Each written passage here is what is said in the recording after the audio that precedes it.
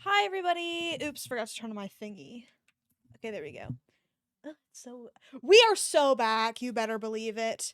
Um, Spotify go, Twitter go, go. Okay, perfect.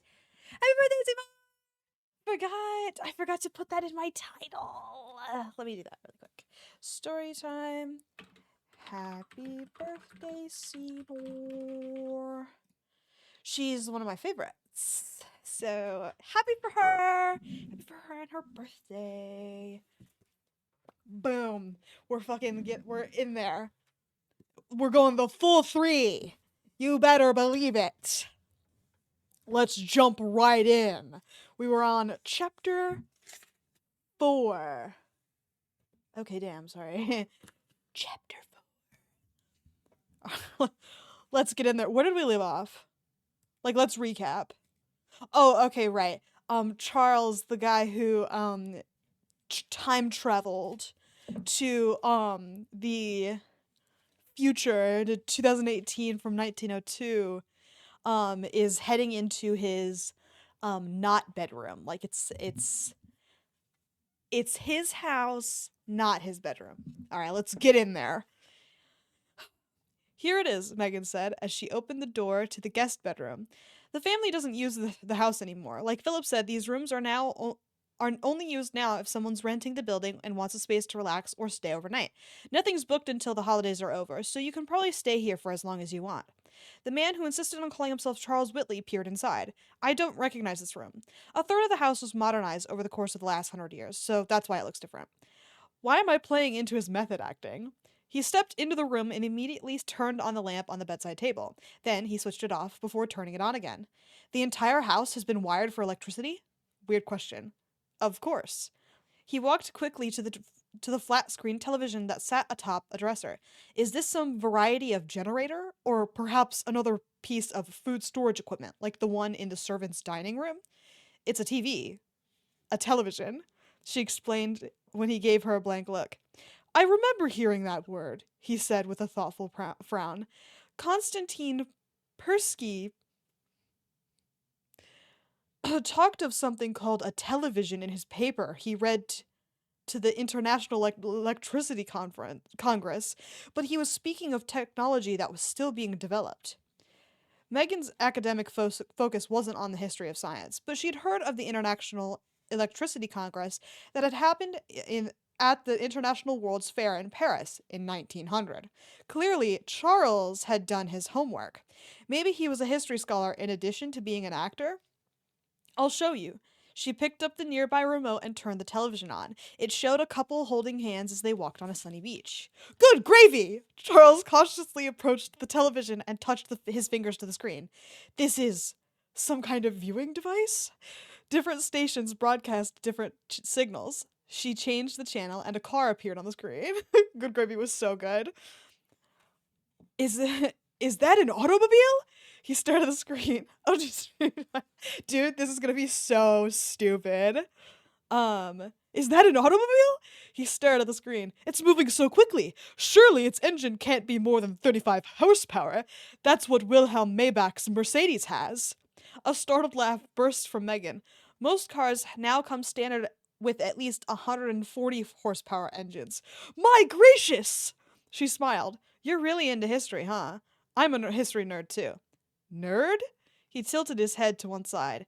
How could she define the word? Someone who's extremely enthusiastic about a particular subject. Dude, he's such a goofball. Ah, then I am most assuredly that. His smile was very cute, and it made her stomach flutter. The moment was broken when he pointed to the adjoining bathroom. Is that the water closet? Wait, what are we reading? A Timeless Christmas. It is a book about a man who time travels to the 1800 I'm sorry, from 1902 to 2018. Um so of course, no problem. Happy to help. It's a yeah, it'll be pretty sloppy. It's like a stupid romance book. Really insane. The movie was pretty good. Like, okay, it's not It's a fucking Hallmark movie, so like don't go watching it. Taco Bell would kill him. Correct. So happy for him. But like don't go like looking for it assuming it's going to be like an A24 or anything. But for a Hallmark movie, which is an important distinction to make, it's pretty good. Like the actors have actual honest to god chemistry. It's it's a more interesting premise than the average Hallmark movie. Like a lot of them are very formulaic. This one kind of breaks that pattern a little bit. So personally, I was impressed as a Hallmark movie connoisseur. You know? So, anyway.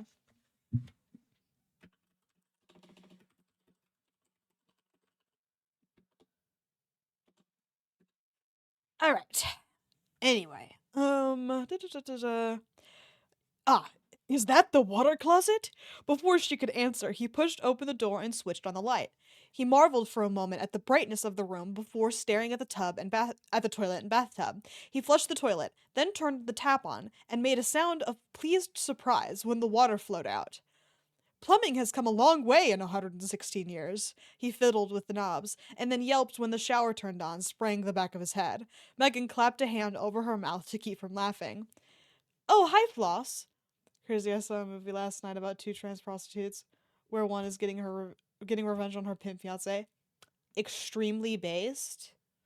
Let's go. That sounds like it could be a good movie. This is not a good movie. That's kind of like Times Christmas. In a way, I'm sure. Not sure what way, but I suppose we'll all find out together. Anyway, there should be some towels in there, she said, choking back a giggle. That is an excellent shower bath! He came out of the bathroom, rubbing a towel over his damp hair. It warms so quickly. I would be most interested to see the water storage and how it's heated, if you would be so kind. Maybe tomorrow. We can ask Philip to show you the changes that have been made to the house. Excellent! Thank you. It was all shot on an iPhone 3S too. Oh damn. Ironically, highly individual. It's called unironically, sorry. It's called Tangerine.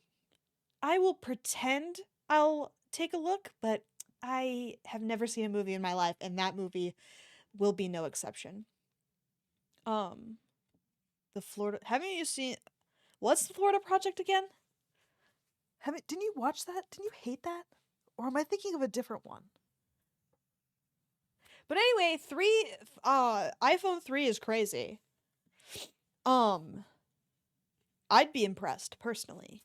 All right. Anyway, yes, I did watch it. It's sad, but it has Willem Dafoe. So, a light in the dark. Okay.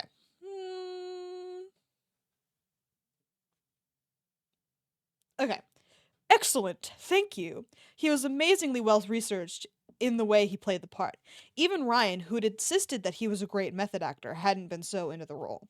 Megan watched Charles as he continued to prowl around the room. Eventually, everything caught his interest. From the carpeting to the way the bed was assembled, the expression he wore was exactly like the one Charles Whitley had in the photograph she'd stared at so many times. It was the same look of focused curiosity that she'd found so captivating.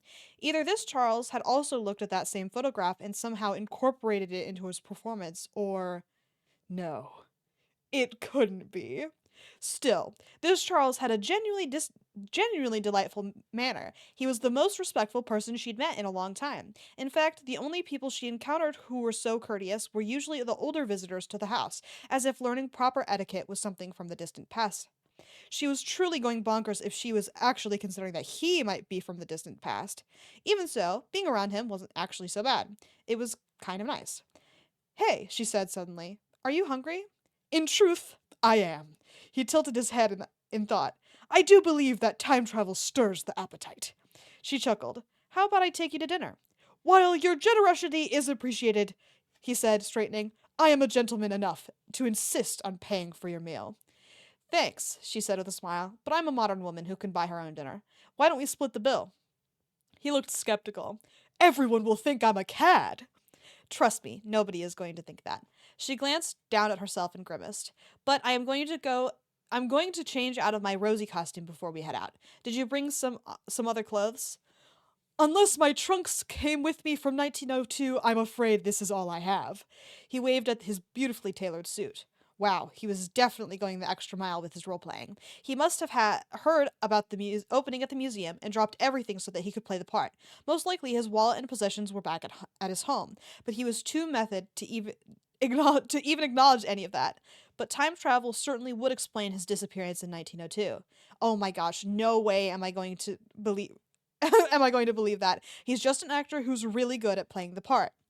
Okay, well, if anyone gives you a hard time about it, we'll just say you work at the craft brewery. Those guys are always wearing vests and suspenders and taking selfies. He looked completely confused at most of the words that left her mouth, but then he gave an adorable bow. I await your pleasure. Looks like it snowed, Megan said excitedly as she and Charles walked from the house to her car. Her boots crunched in the snow, and the bare branches of the trees all wore white coats that sparkled in the evening. After dark was always a special time at the mansion, with the large rolling lawns disappearing into darkness and the black fringe of the treetops stretching up to the indigo sky. It helped that there was so much land around the house, so that there wasn't much light pollution from the other homes or buildings to diminish the feeling that one was truly back in another time. She nestled deeper into her scarf, grateful for its protection from the cold. Charles didn't have a coat or hat, though. If he really didn't have anything else to wear, she'd have to talk him into getting some warm, modern clothing. Commitment to a role was one thing. Making himself ill by not dressing appropriately for the season was another. One thing's for certain, Charles said as his breath misted in front of him. The weather hasn't changed.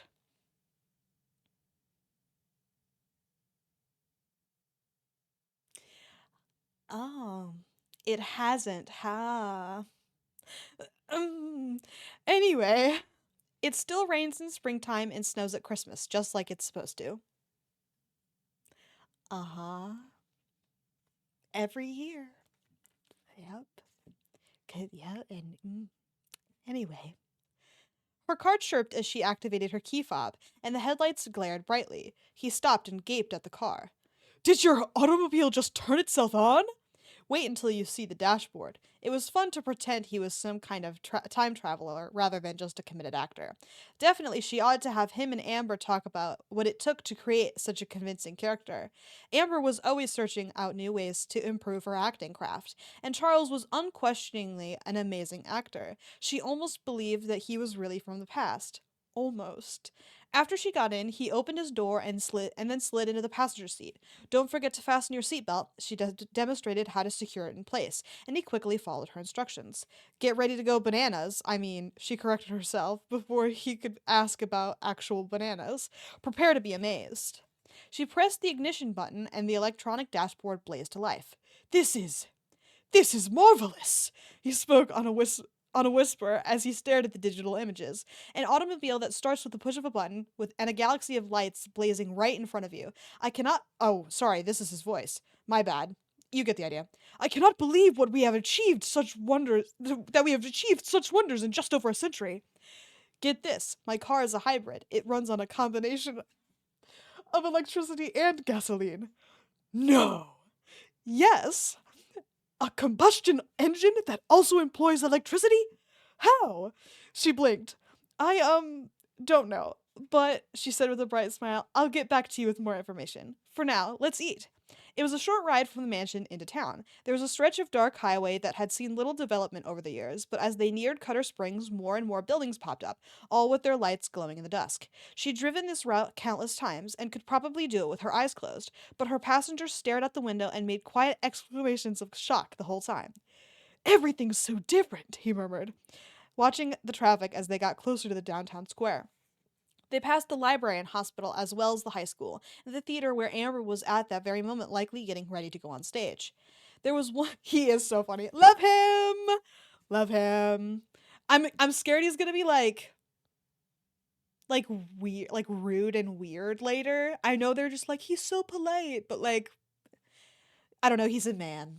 So I don't trust him by default. But all these books, I've read one other like sloppy paperback romance book, and the men are like the woman's ideal, the woman, just like the concept of a woman, a woman's ideal man.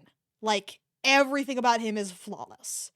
He's masculine, strong, nice, Smells good. That one was the least believable to me. Was the fact that he smelled good. Like that was an active part of the book that was discussed at least twice. That he smelled really good. And I was like, I do not believe you. Because it was a Highlander romance. So he was Scottish or fucking whatever, and they were also in the middle of a war. So the fact that he smelled good was just wildly unbelievable to me. Did it, to be honest, took me out of the book. What can I say? Anyway, where are we? Ah, okay. There was one paved road in Cutter Springs, he said, and one intersection. There was a single clapboard school and a general store. It was surely not this bustling metropolis. She looked at old that natural was ugh. But that was how it talked. That was the book. Gives me the ick, man. Ugh. Yucky. But anyway, she looked at old pictures of the town and had seen photographs of the intersection. It didn't even have a traffic signal back at the turn of the century. Now Cutter Springs was a thriving area that, while it hadn't lost its small-town charm, also boasted a university and a concert amphitheater where big-time musical acts would sometimes play during the summer.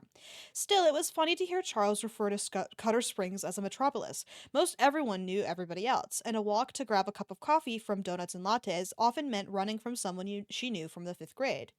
Don't you want to leave this dinky little town? Brandon had asked her. It's not dinky, she said. It's charming. Maybe to you, he retorted. But just once I'd like to go to the hardware store without having to chat for 15 minutes with the cashier. A man smelling good in this economy? Not in this economy. It was some other weird bullshit Scottish economy. But yeah, pretty unlikely all the same.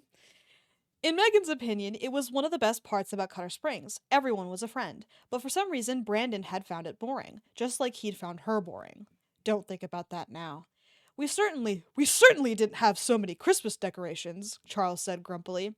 Megan smiled as she caught sight of the tinsel garlands and electric stars that adorned the streetlights and traffic signals. The shops also sported cheerful wreaths, while their windows were festively painted with holiday greetings. The giant tree that would be used for the tree lighting ceremony stood at attention in the town square, waiting to come to life with its colors blazing. Strange that a man who threw a big Christmas party for his employees sounded so grouchy about the holiday. Cutter Springs loves Christmas, she said, and so do I. My brother and his wife are coming to town to spend the holidays. My brother and his wife are coming to town to spend the holidays with me and my parents. We can't imagine spending Christmas apart. Charles nodded, then looked at a woman walking down the street. I've observed that women wear trousers nowadays. Megan looked at the woman whose skinny jeans were tucked into her fleece-lined boots. They're comfortable, warmer in this kind of weather, too. To her surprise, he nodded. Certainly they provide more freedom of movement. Bustles and petticoats were preposterous, not to mention impractical. Cycling costumes with their bloomers, those made sense. He pointed to a couple walking down the street, both of them on their phones. Those little devices that everyone is obsessed with. Phones, and yes, we are obsessed with them. A telephone that you can carry in your pocket, he exhaled. Truly a world of marvels. As she waited for the light to change, she glanced at Charles out of the corner of her eye. He continued to look around with amazement, as if honestly seeing things like cell phone and women in jeans for the very first time. Was he not sane? Was she sane? She was actually considering the idea that the man beside her was really Charles Whitley. Certainly, he talked like a man from the beginning of the 20th century, moved like one, and wore clothing that even an expert reenactor would envy. His knowledge of the time period of Charles Whitley, it was exceptional. Only a very dedicated historian would know what he knew. And the way he interacted with the world. He couldn't be. Could he? Her brain shouted, It's impossible! But her heart said, Maybe. If it was true, if he really was Charles Whitley, then she was sitting beside the man who had revolutionized modern industry. More than that, through her research into Whitley's life, she'd learned about how hard he had worked to make his way in the world and the obstacles he'd overcome to rise in society, and his driven ambition. Had he not disappeared, he could have been even more famous than Ford or Edison. Megan had also read Whitley's letters to and from his fiancée, and a picture had emerged for her of a man determined to succeed in business at the cost of his personal relationships. He had been a Eliza's intended in name but not in heart, always away from her or buried in meetings until the small hours of the morning. That had made Megan sorry for both of them. Surely everyone needed love in their lives. Goodness knew she could use some in hers. A horn beeped and Megan snapped to attention. She put a foot on her gas and sent Charles an apologetic smile, daydreaming. I have been known to do a spot of wool gathering too. Wool gathering. Love this guy. So interesting. Anyway, the corners of his eyes crinkled, and warmth stole through her. He's not Charles Whitley. He just isn't. But what if he is? She pulled into a parking spot outside Tina's diner. Philip's sister owns this place. You're going to love her food. The last time I ate was over 100 years ago, so I've developed a bit of an appetite.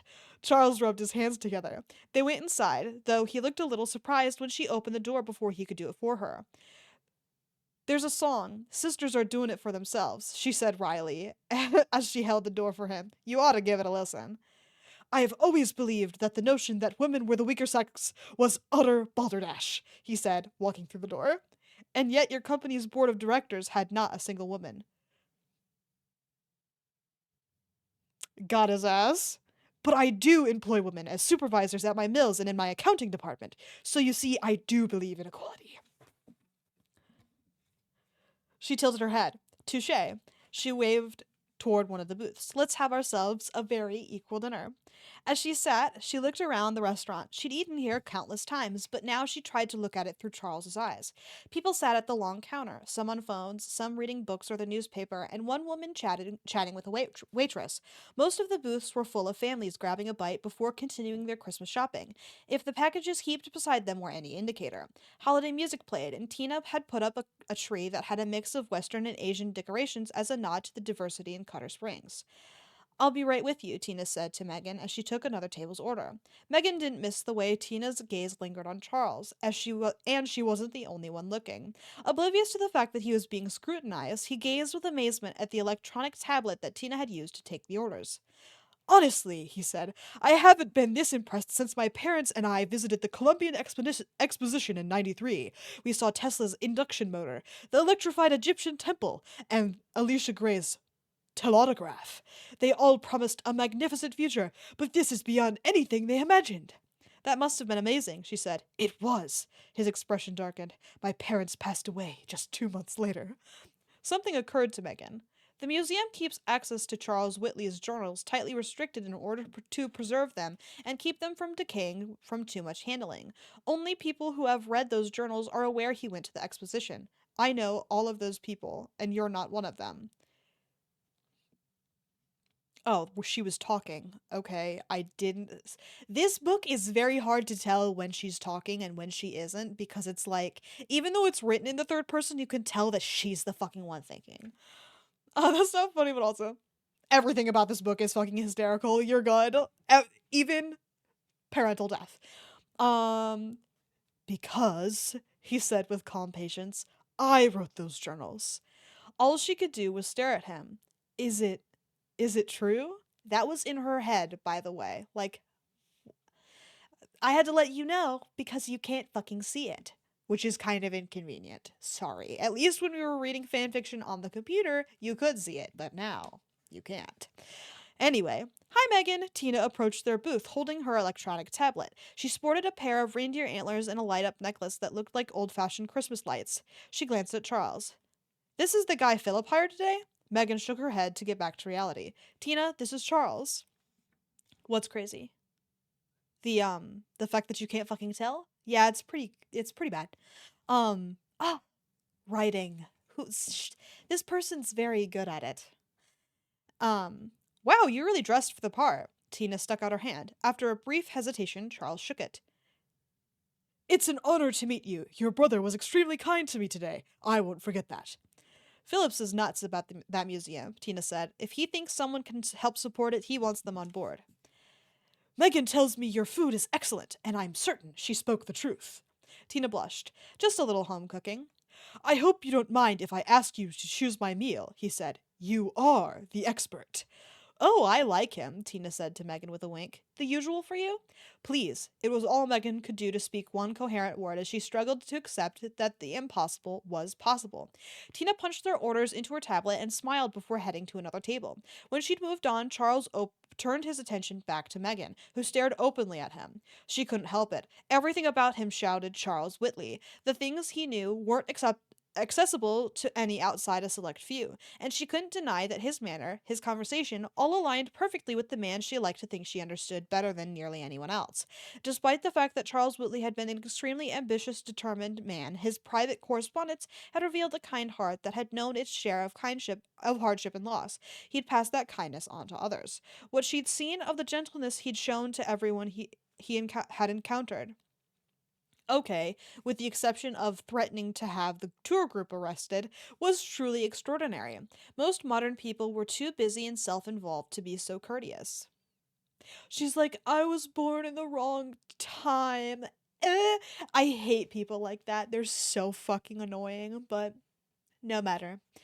Anyway, Megan should have known that Brandon wasn't the guy for her when he'd been rude to the barista on their first date. Oh, and you stayed with him?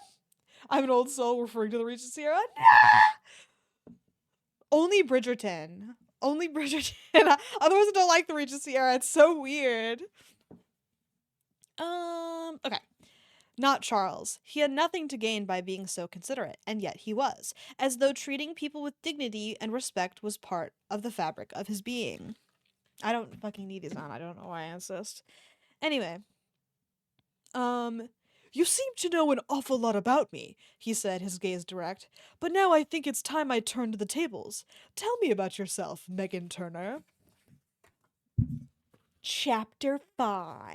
I don't need to show you. There are no pictures, but the little clock thingy is kind of cool. That's the only picture we get. So, wow, chapter, yeah. Okay, anyway. Please be good, Seymour. You're fucking killing me here. Okay. What do you want to know? Megan asked. Charles considered the young woman sitting across from him. He wasn't sure she believed that he was in fact himself. However, she'd been quite caring and generous with her time. She was patient and explained things to him. Most everything, anyway, since he was salivating over the idea of an automobile that ran on petroleum and electricity. He also liked the sparkle in her hazel eyes and the wide, heartfelt smile that came so easily to her lips.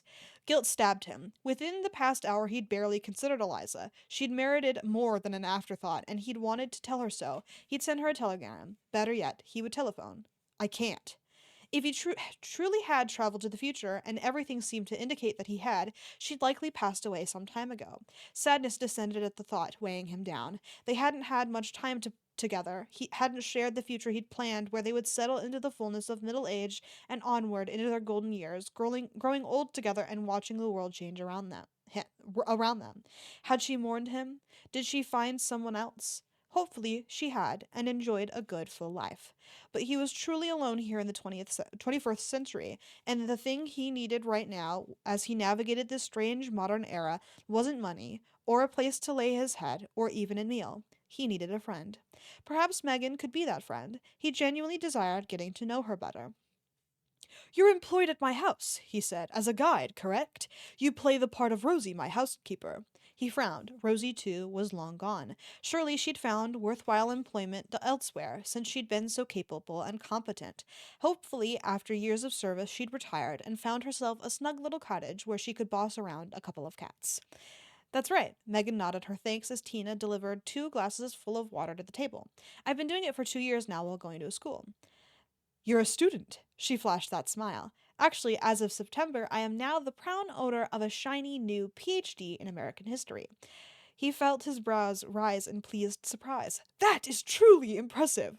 I am particularly glad to learn that people of both genders have access to advanced education. I'm afraid in my day we weren't so equitable. There were women's colleges like Bryn Mawr and Vassar. Bryn Mawr actually was the first to offer graduate education all the way to the level of PhD. True, but places such as Bryn Mawr were not readily available to everyone. She nodded thoughtfully. You're right. There are some things about the past that I'm not crazy about. A PhD in American history is no small achievement. I imagine you have big plans now that you have got your doctorate. Well, she said after a moment, I'd really like to teach at our local university. He slapped his palms against the table. That's marvelous! When does your appointment begin? I need to apply and be hired first. Her gaze slid to one side. They require letters of recommendation, and I'm missing one. You should get it at once! Oh, but. She fidgeted with the little paper packets that declared their contents to be sugar, in all caps. I would have yelled it, but apparently I didn't feel like it. I'm just busy, very busy with plans for Christmas, and there's so much to do at the house. Megan, he fixed her with a direct but gentle look. Get that letter. Do you think I built my fortune by backing down from obstacles? I was 14 when I went to work at the steel mill, and I didn't let my bullying supervisor stop me from creating my first patent to improve the milling process. I hear what you're saying. Her mouth formed a tight line. It's only, I don't have your strength.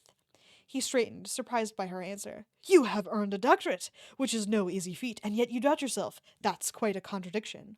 And a disturbing one at that. As my dad would say, I'm a riddle inside a mystery wrapped in bacon. The silly analogy made Charles chuckle. It's funny, she said, her expression easing. You're fascinated by the future, but I'm in love with the past, especially your era. Does that mean that you believe me? That I'm truly Charles Whitley? For a long while, she said nothing. Anxiety climbed up his back, and he realized how important it was to have her accept that he had come from the past. You know, she said slowly with a growing smile, I think I do. You do? Crazy as it sounds, I believe you really traveled here from 1902. Charles's heart wanted to shoot out of his chest.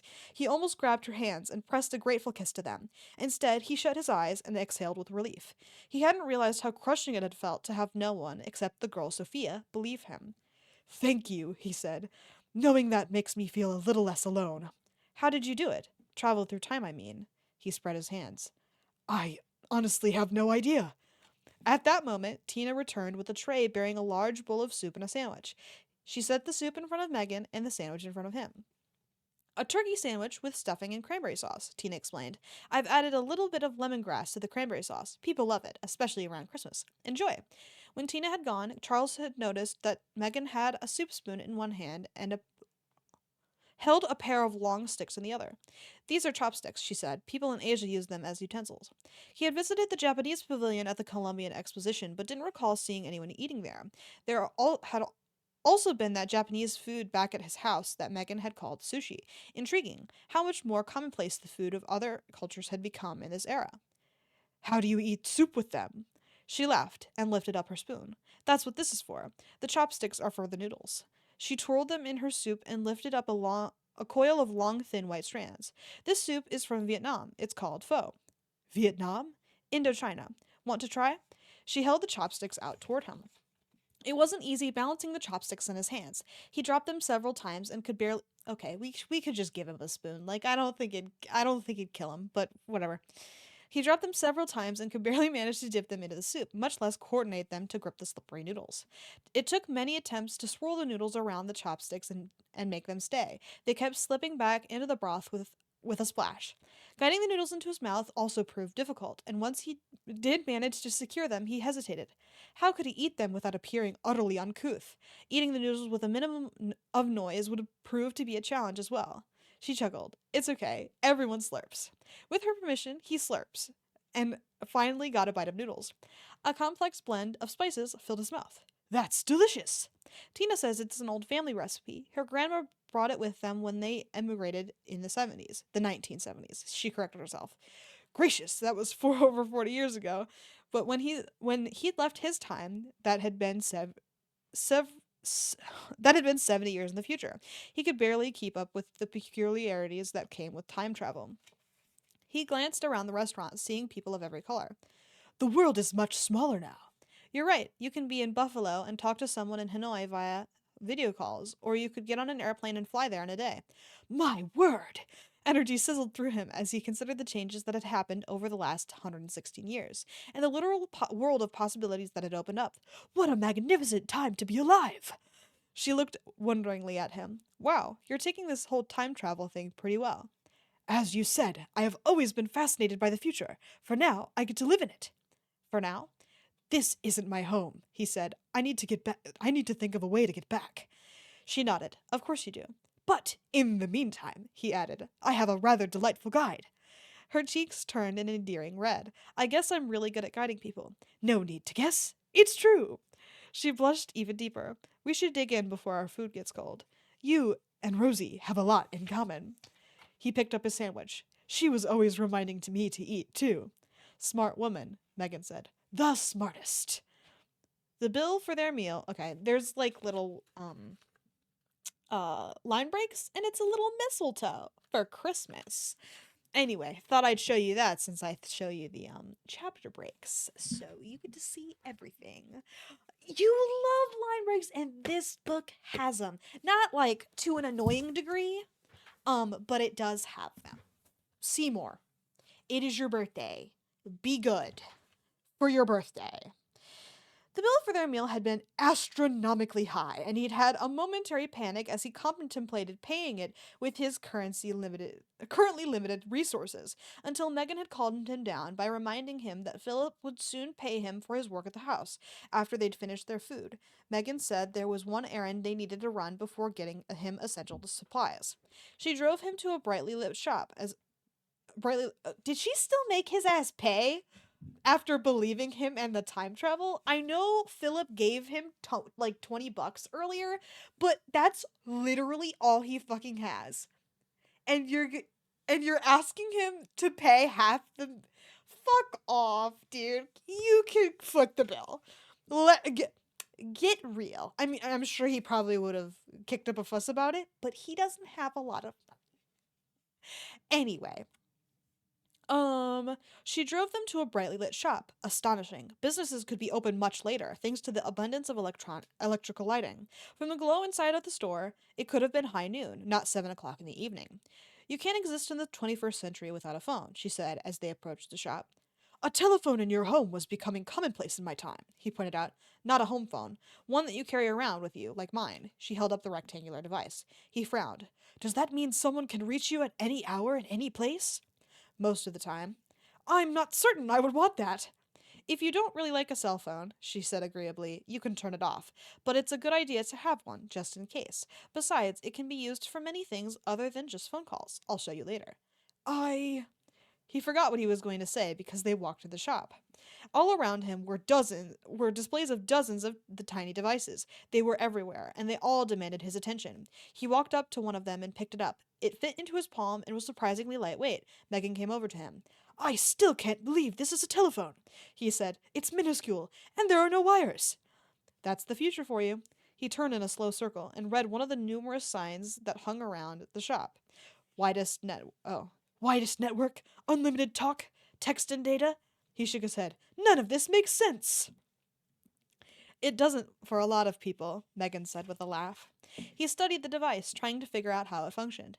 My knowledge of the mechanical and technical objects made me quite successful, wealthy even, and yet this item that everyone carries now is an utter enigma.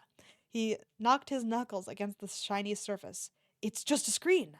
Here, she poked something on the back of the mobile telephone, and a collection of tiny, colorful images appeared. And I can place a call anywhere at any time? No operator necessary? That's right, she nodded encouragingly, as long as the battery's charged. Hi, folks, I'm Jaden. A young black man with twists in his hair approached them. He wore a brightly colored knit. Is he gonna be Probably not, but like, this is a fantasy book where nothing is real, so there's probably no racism, but I am a little scared. He wore a brightly colored knit shirt with a logo stitched over his heart, and a tag with his name printed on it. Can I interest you in an upgrade? A what grade? Charles' head began to throb. Normally, innovation excited him, but he felt the world rushing past at a speed too fast for him to keep up. Just something basic for a cell phone newbie, Megan said, thankfully stepping forward. Do you have any flip phones? Right this way, Jaden said. The young man and Megan walked off. Charles hung back. Instead of joining them, he walked through the shop. It appeared not only one could make telephone calls from these minuscule apparatuses, but they could function like miniature vitascopes, showing moving images in color. It was difficult not to be transfixed by the images, and he felt he could simply stare at them for hours. No wonder everyone nowadays walked with their heads down, staring at the items in their hands. He turned one of the mobile telephones over. From his pocket, he drew out a diminutive diminutive screwdriver, something he always kept handy, yet he couldn't find anything to unscrew. For a few moments, he fiddled with the device, trying to locate a means of opening it. Sir? Jaden appeared, Megan beside him. Can I help you with something? We prefer for customers to purchase a phone before they start tearing it apart. Charles smiled sheepishly. It wasn't the first time in his life that a shopkeeper had politely requested that he not disassemble the merchandise. Glad he's quirky everywhere. What if he was racist? No, dude, that would be so bad. It'd be it would be terrible. We cannot be doing that, especially in our uh perfect nothing goes wrong romance book. Okay, where was I? Still eating. Okay. Still, he exclaimed. How the gravy does someone look inside one of these devices? I can't figure out how something works if I can't see inside it. We can do that later. Megan gently took the telephone from him and set it down on the counter. I know it's a lot to take in, but we'll take it step by step, okay? Slowly, Charles nodded. She held up a telephone that had actual buttons. I got you a flip phone, and I've put my number in it so you can reach me whenever you need to. Maybe later we can move you onto a smartphone, and I'll show you how to text. But for now, this should work just fine. He didn't know what a smartphone was, and the only kind of text he was familiar with was between the covers of a book. Even so, his frown eased, and the pressure that had been building in his head lessened. You are exceptionally kind, and I do insist on paying you back. I know you will. She gave him a warm smile. Just consider me your 21st century tour guide. But now that we've got you settled with a phone, it's time to go shopping. I would I would not be See, okay, why did we not pay for dinner? But we bought him a fucking phone. Not me, bitch. If I'm paying for dinner and a phone. I prefer honestly wouldn't have even considered getting him a phone to start. So that's one. And then two, if I'm gonna go so far as to get him a fucking phone, let's go ahead and pay for his fucking sandwich. Maybe just me. Okay, anyway. Line break, just so you know. Just to let you know if you're interested. Charles tried not to look like he'd just fallen off the back of the turnip truck, but the giant building Megan called a supermarket astounded him. The ceilings were incredibly high, and from them hung extremely bright lights. But even the amount of illumination was not nearly as impressive as the seemingly endless shelves laden with goods. We don't have a Megamart in Cutter Springs, she said apologetically, and the nearest one would be closed before we could even get there, so a supermarket will have to do tonight. He wasn't certain what a Megamart might be, but if it surpassed a supermarket for size and variety of goods available for purchase, he would have likely suffered an apoplexy. There's so much to choose from, he said in amazement as Megan pushed a wheeled cart. He plucked a can from a shelf. Tomatoes from Italy! He moved down the aisle and grabbed a crinkly clear package from another shelf. Noodles from Japan! Unable to contain his excitement, he rounded a corner and was presented with the largest freezers he'd ever seen. He spread his arms wide. Food from around the world! Some of the people in the aisle sent him curious looks and hurried away. Wearing a patient smile, Megan nodded. It's easy to take so much of this for granted. We can have whatever we want any time of the year. Look at this! He pulled out a cold box from the freezer and examined the picture on its front. Macaroni and cheese! Ready in mere minutes! I should hope so. She plucked the box from his hands and dropped it in the cart. I live on this stuff, especially when I'm too tired to cook. But let's get you stocked up since you'll have a kitchenette and it's a week till payday. He's so funny. Charles lost his breath when he and Megan turned down another aisle and were presented with open bins full of produce. This is a cornucopia! He gripped a head of lettuce. How is it possible to have such things in the dead of winter? The wonders of modern technology. Wait until I tell you about the internet. The what? She shook her head. We'd better slow this down. Just grab a few things you'd like to cook. He cleared his throat, feeling suddenly abashed. I don't know how to cook, he felt obliged to explain. In my youth, before I could afford a household staff, I lived in boarding houses where food was provided, albeit sparingly. When I earned my fortune, I hired a cook. Most respectable bachelors had them. Nice life, she chuckled. But not too many of us bachelors and spinsters have cooks now. She spun the cart around. Maybe we should consider the frozen food aisle. I can show you how to use a microwave later. And no, I don't know how microwaves work. I just know they heat up my mac and cheese. Very good. After filling the cart with many of the boxes from the aisle with the enormous freezers, including cylindrical items Megan called burritos and various objects for personal hygiene, they approached the cashier.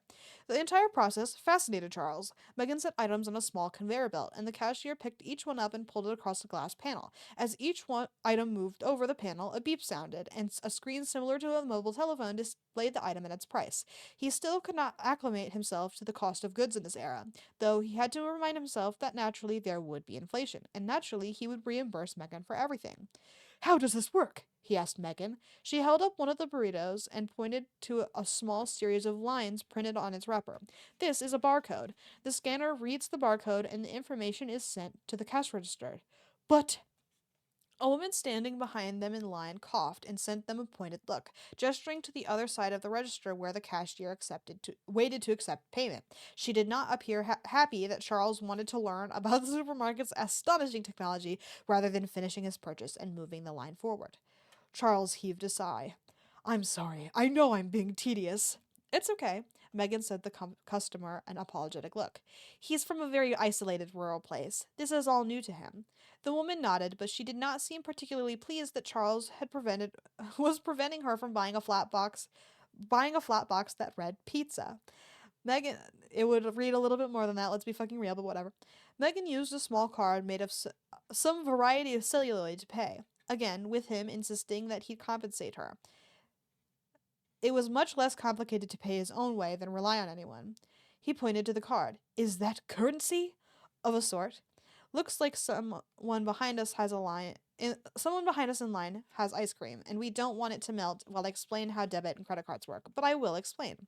Once they paid for food, Megan said to the cashier and the customer, Merry Christmas, thanks for your patience. Thank you for being so patient with me, Charles said as they walked to her automobile. He paused beside her vehicle. I'm not used to relying on others. It doesn't come easily to me. Everyone has times when they need others, she said. The light that illuminated the areas where the automobiles were parked shined down on her, making her appear almost angelic. I have tried to keep those times to a minimum. It's okay to make an exception now and then. I don't think people were meant to be entirely alone. A shadow crossed her face, but she shook her head and the shadow disappeared. Perhaps so. You've been extremely helpful, and I'd be in a world of trouble without you. I'm happy to help, she said softly. You've traveled over 100 years into the future. That's not an easy thing to deal with. And besides, she'd added as she opened the back of her vehicle and deposited the paper bags inside it. It's Christmas. Everyone gets a helping of kindness at Christmas. Chapter 6, but I'm going to take a second. Not too filled, but there's certainly water in there. And that is what counts. We are getting through it. But reading, I wish there was some way to make it so reading didn't hurt right here, but I think it's a matter of being able to talk, cuz last week when I streamed for the first time in a month, it turns out that talking for 3 hours takes a fucking toll. So I got a sore throat or whatever, so this is no exception, except I'm doing it more than just talking like a regular person. This is oh my god, it's a bit excessive. But anyway, it hasn't even been an hour yet. I gotta be better. Okay, anyway, chapter 6. Megan and Charles carried his groceries down the hallway of the mansion. Everyone had gone home long ago, but the lights were still on, and the tinsel and glass holiday ornaments twinkled cheerfully.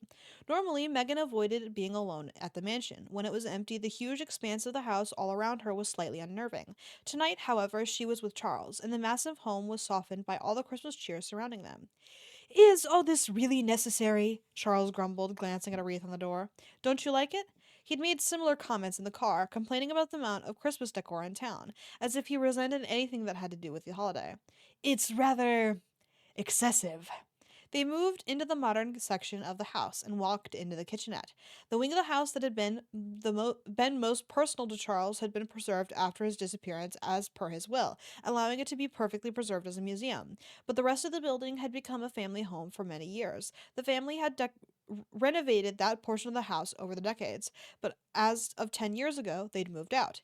Now, they split their time between Manhattan and Saratoga Springs. Every now and again, a member of the family would stop by the mansion just to check in and say hello. Charles helped unpack the grocery bags while Megan put everything away.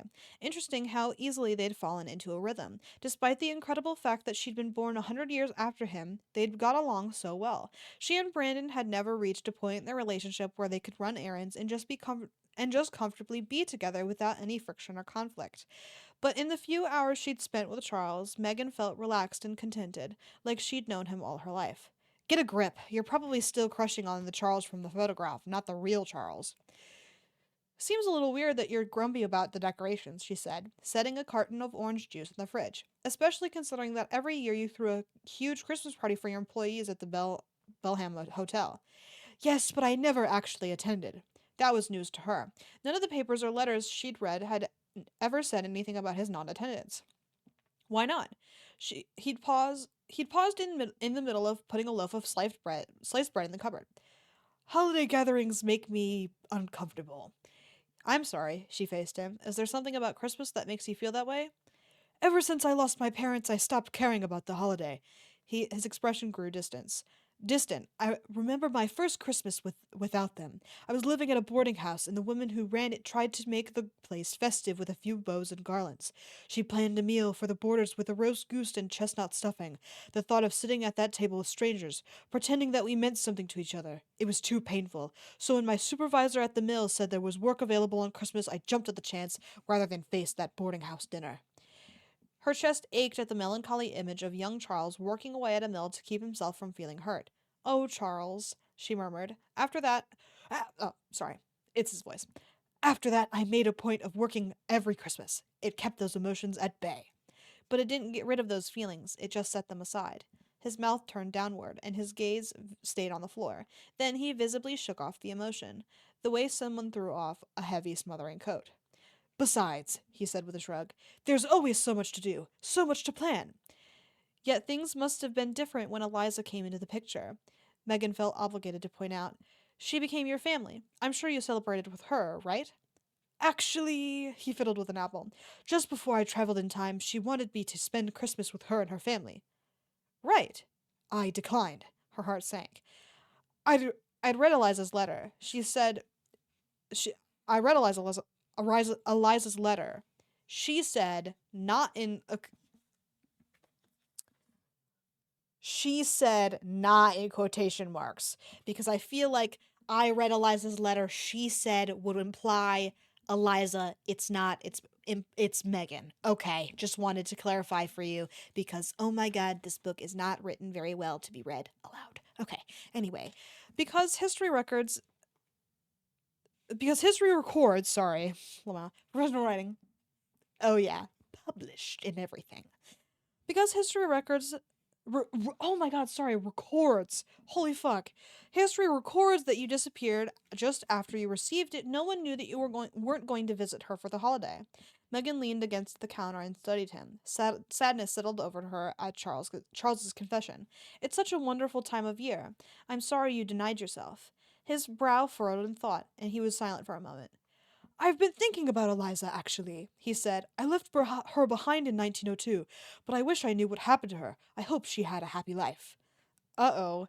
Megan bit her lip. How was she supposed to break the news to him about Eliza's marriage to his rival? It wasn't going to be pretty when she finally did. The question was, when should she tell him about Eliza's life after his disappearance? I should get going, she said instead. Tomorrow's a work day. Do you think you'll be okay tonight? Thanks to you, I have everything I need. He smiled, and her belly fluttered in response. Call me if you need anything at all. I will. They stood awkwardly in the kitchenette, and she wasn't sure if she should hug him or shake his hand or even do anything at all. She and Charles didn't know each other that well, and manners were different back in his era. Finally, she settled on a friendly wave. Have a good night, she said. You as well.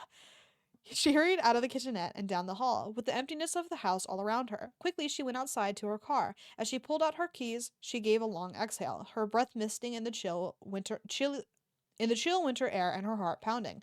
She already liked Charles too much and savored the way he seemed to enjoy her company. But what would he think of her when he realized that she'd withheld some facts from him?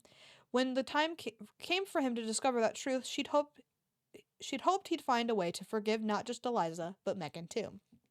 Line break.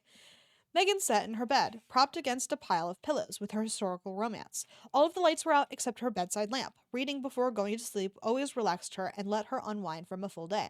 Tonight, it didn't seem to be working. After 15 minutes without turning a page, she set the book aside. Engrossing as it was, she couldn't quite focus on reading. How could she? Charles Whitley himself was within a 10-minute drive, and it was all she could do not to pester him with questions about life at the turn of the century, about what it was actually like to be alive back then, from the smallest detail like taking a bath to the biggest concepts like watching the world shift from horse-drawn vehicles to automobiles powered by internal combustion engines. Having him in her time was a historian's dream come true. But she had to remember that he wasn't a walking, talking history book. He was a person. He had the same needs, wants, fears, and joys as anybody else. She'd seen the desolation on his face when he'd realized how alone he was in this era, and also his sadness when talking about spending Christmas without any family. While he was here, he needed someone to help him find his way in the 21st century. He needed an ally. She would be that for him. Her phone rang and she jumped. Immediately her thoughts went to disasters. Who would call at this late hour without bearing bad news? Picking up her phone, she breathed in relief when she saw that it wasn't her parents or her brother. But her calm didn't last when the screen read Charles W. Is everything all right, Charles? She asked when she answered. How did you know it was me? I've got you entered into my phone, just like I'm in yours. When the phone rang, the screen displayed your name. Ah, yes. His voice grew a little distant, as it sounded as though he was holding it away from his face. I see that now. Is everything okay? She repeated. Yes, he said quickly. I apologize for the lateness of the hour. Did I wake you? No, it's fine. I hope I didn't disturb you in the middle of anything. Megan glanced down at herself. She wore an oversized t-shirt from the university and baggy pajama pants. Half a sandwich cookie lay on a napkin atop her nightstand. Yep, she sure had an exciting life. No, you didn't. Are you sure nothing is wrong? Nothing's wrong, precisely. She heard the uncertainty in his voice. But I'm too excited to sleep, he said with the enthusiasm of a boy. Here I am, in the 21st century. I used to dream about what life would be like over 100 years in the future. It's marvelous, honestly marvelous. What an opportunity for both of them to learn about the past, in his case, the future. It didn't hurt that she genuinely liked Charles. Spending time talking with him wasn't a hardship. It was the opposite of a hardship, in fact. Does it meet your expectations? She asked. Yes and no. In some ways, it doesn't matter whether we can fly using mechanical wings or if we can communicate with each other at any hour, in any place, using minuscule devices. People remain people no matter what era they live in. That's funny. I was just thinking the same thing. He chuckled softly, and it felt like wrapping herself in a snuggly blanket. Though I said it before, he murmured, I just want to thank you again for your kindness. I'm certain I can be tedious with my questions and my rather peevish feelings about Christmas, but you've never expressed any impatience, and I'm grateful for everything you've done for me. Truly, it's no trouble, Charles. She meant what she said. It cost her nothing to be patient and caring. I bet if our situations were reversed, you'd be just as compassionate. I am not so certain, he said ruefully. I wasn't exactly the most easy-tempered man. I wouldn't have guessed. Don't forget I've read your journals and letters. It's true that you have been very driven, she said, but you weren't unkind or self-serving like a lot of people in similar situations. Heck, Jay Gould disrupted the entire country's economy just to make himself richer. I should hope I'm not lumped in the same category as the Mephistif... Oh no, dude. Greek randomly? Fuck you. Mephistopheles. Bitch. Of Wall Street. You aren't, she quickly assured him. The past really doesn't matter in this moment, though. His voice had turned slightly melancholy. I'm here. Greek? I think it's Mephistopheles.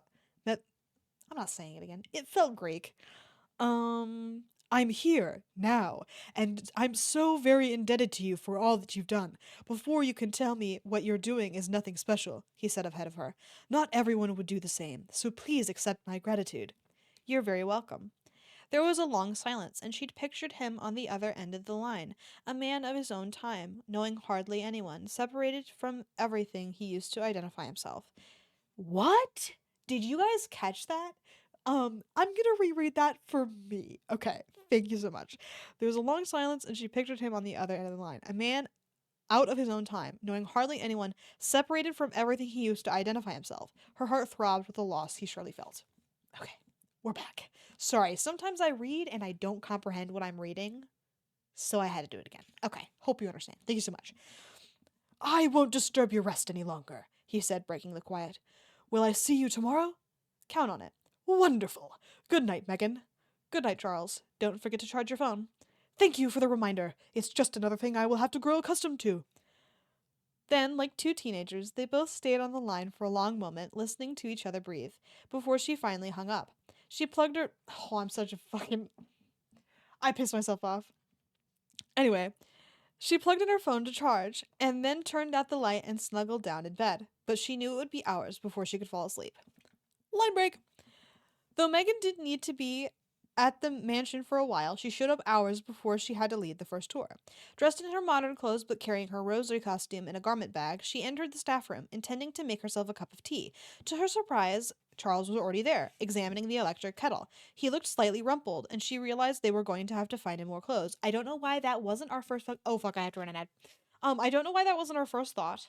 To be fucking completely honest with you, because that was my first thought, was like, he's probably cold, because she literally said it, how he's probably cold, it's fucking winter, and he wasn't like he was in the house when he time traveled, so he's gonna be cold. He is gonna need some like fresh clothes, clean clothes, warm clothes, like some. Come on, brother. Phone was not what I was thinking. Don't get me wrong, the being on the phone together thing was kind of cute, and I'm not immune to a little romance, but like, clothes maybe should come first. Going to the grocery store made sense. Also, that was fine. Do whatever you've got to do, but like, food, clothes, shelter, water, you know what I'm saying? Like, what? I can't believe we've fucking forgotten the basics. But anyway, I'm on a page, so I know where we're at. I won't forget. I do have to run an ad. I will do that really quick. I'll be right back. Everybody sit tight during the ad.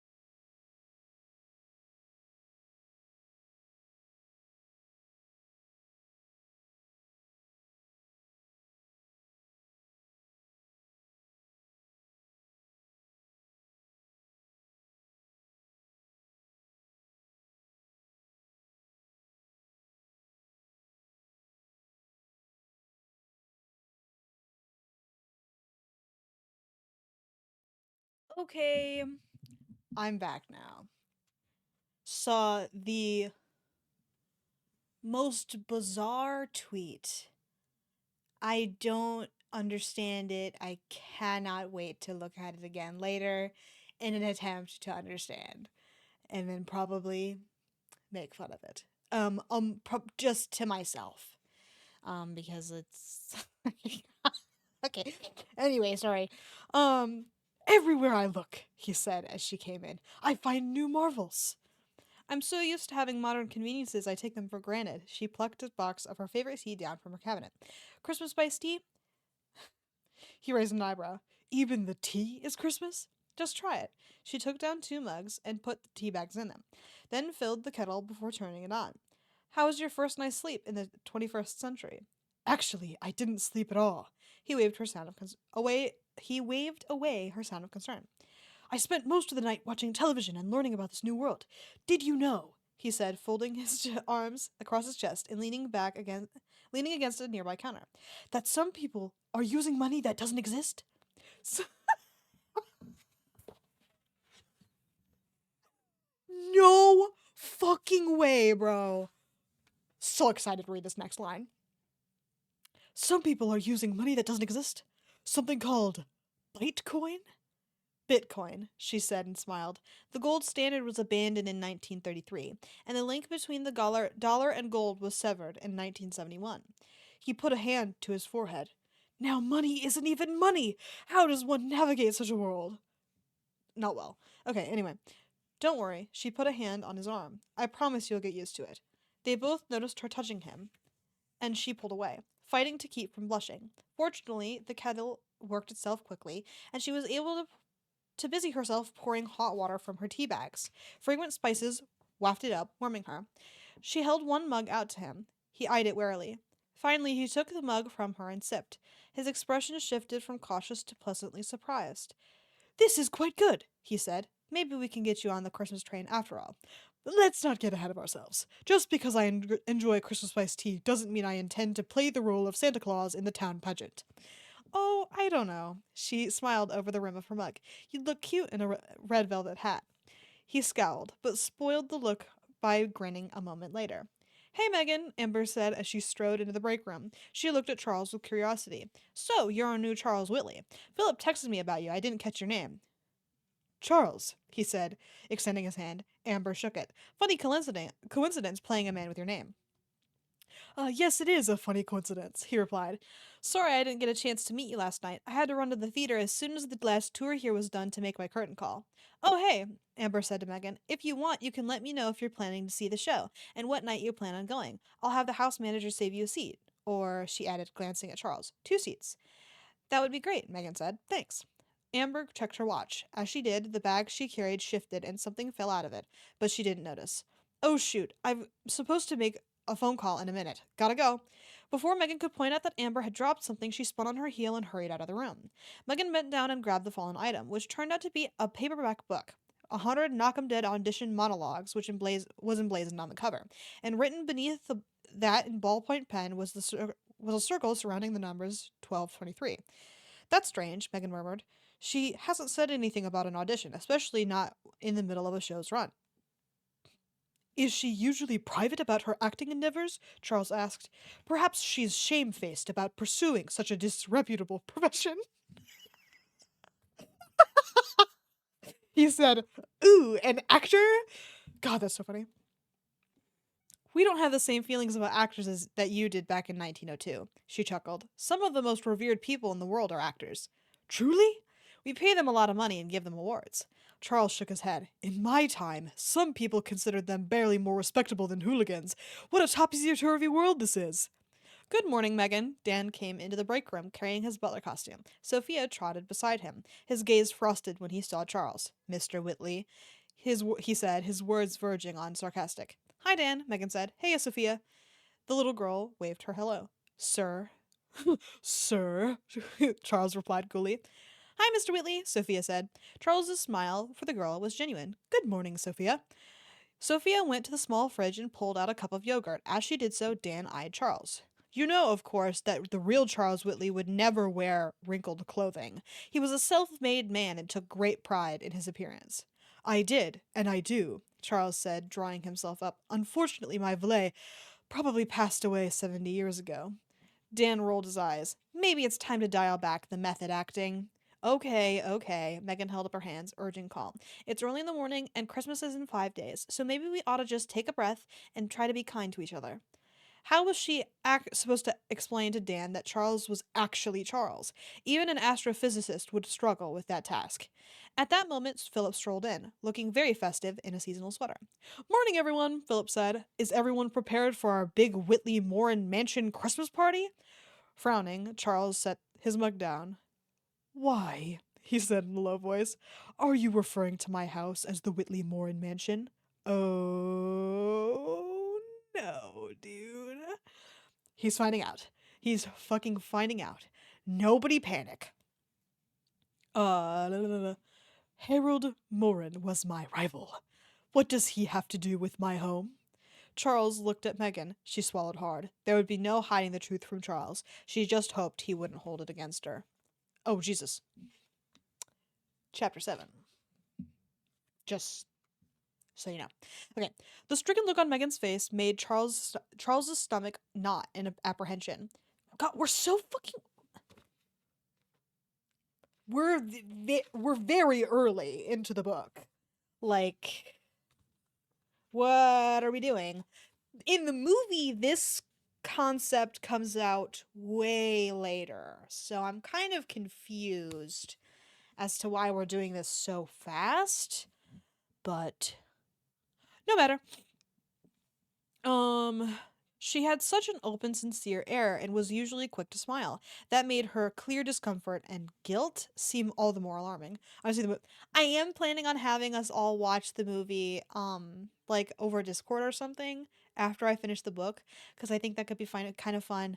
Or we could, because it looks like it might be different from the book, so we could probably watch it even before I finish the book. I'm hoping to, well, we're making pretty good progress. I'll probably finish this book before Christmas, but there's only, hold on. Oh, okay, there's only one more. There's only one more Saturday before Christmas. So maybe not, but that's okay. I can probably just read it more throughout the week, maybe. I could probably split up some chapters and read them like on art streams or something. I don't know if no, are we even enjoying the book that much for me to for me to be sure that I finish it before Christmas? Like I'll ask around. I'm not. Anyway, the room had also gone quite silent. Well, she said, then cleared her throat. After your disappearance, Eliza took possession of the house. Naturally, he said. My solicitor's instructions were quite clear on that point.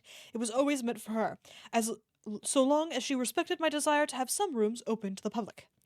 She preserved the wing where you lived and worked, just as you wanted, but, Megan looked away. About 8 months after you disappeared, she married. I see. It wasn't pleasant to hear, but it wasn't entirely surprising. Eliza was a lovely girl from an esteemed family. It stood to reason that she would eventually find someone else to marry. Who was her husband? Megan grimaced. Harold Morin. The floor fell away from beneath Charles's feet. What? He courted her pretty intensely, Megan said, and it worked. After they married, they moved into the mansion together. They had 4 children, and about 10 years ago, their descendants left the house to the town of Cutter Springs to take over running the museum. Charles had, back in his time, visited a pugilism, sorry, it's split, so I'm not really sure if that's the word, academy several times a week to keep his body sharp as his mind. Occasionally, his instructor had managed to punch him right in the chest. He felt like that now, as though he had collided with a massive fist and couldn't get enough air. He pressed his hand to the counter, trying to steady himself, seeking solidity in the feel of the laminated wood against his palm. How? How was this possible?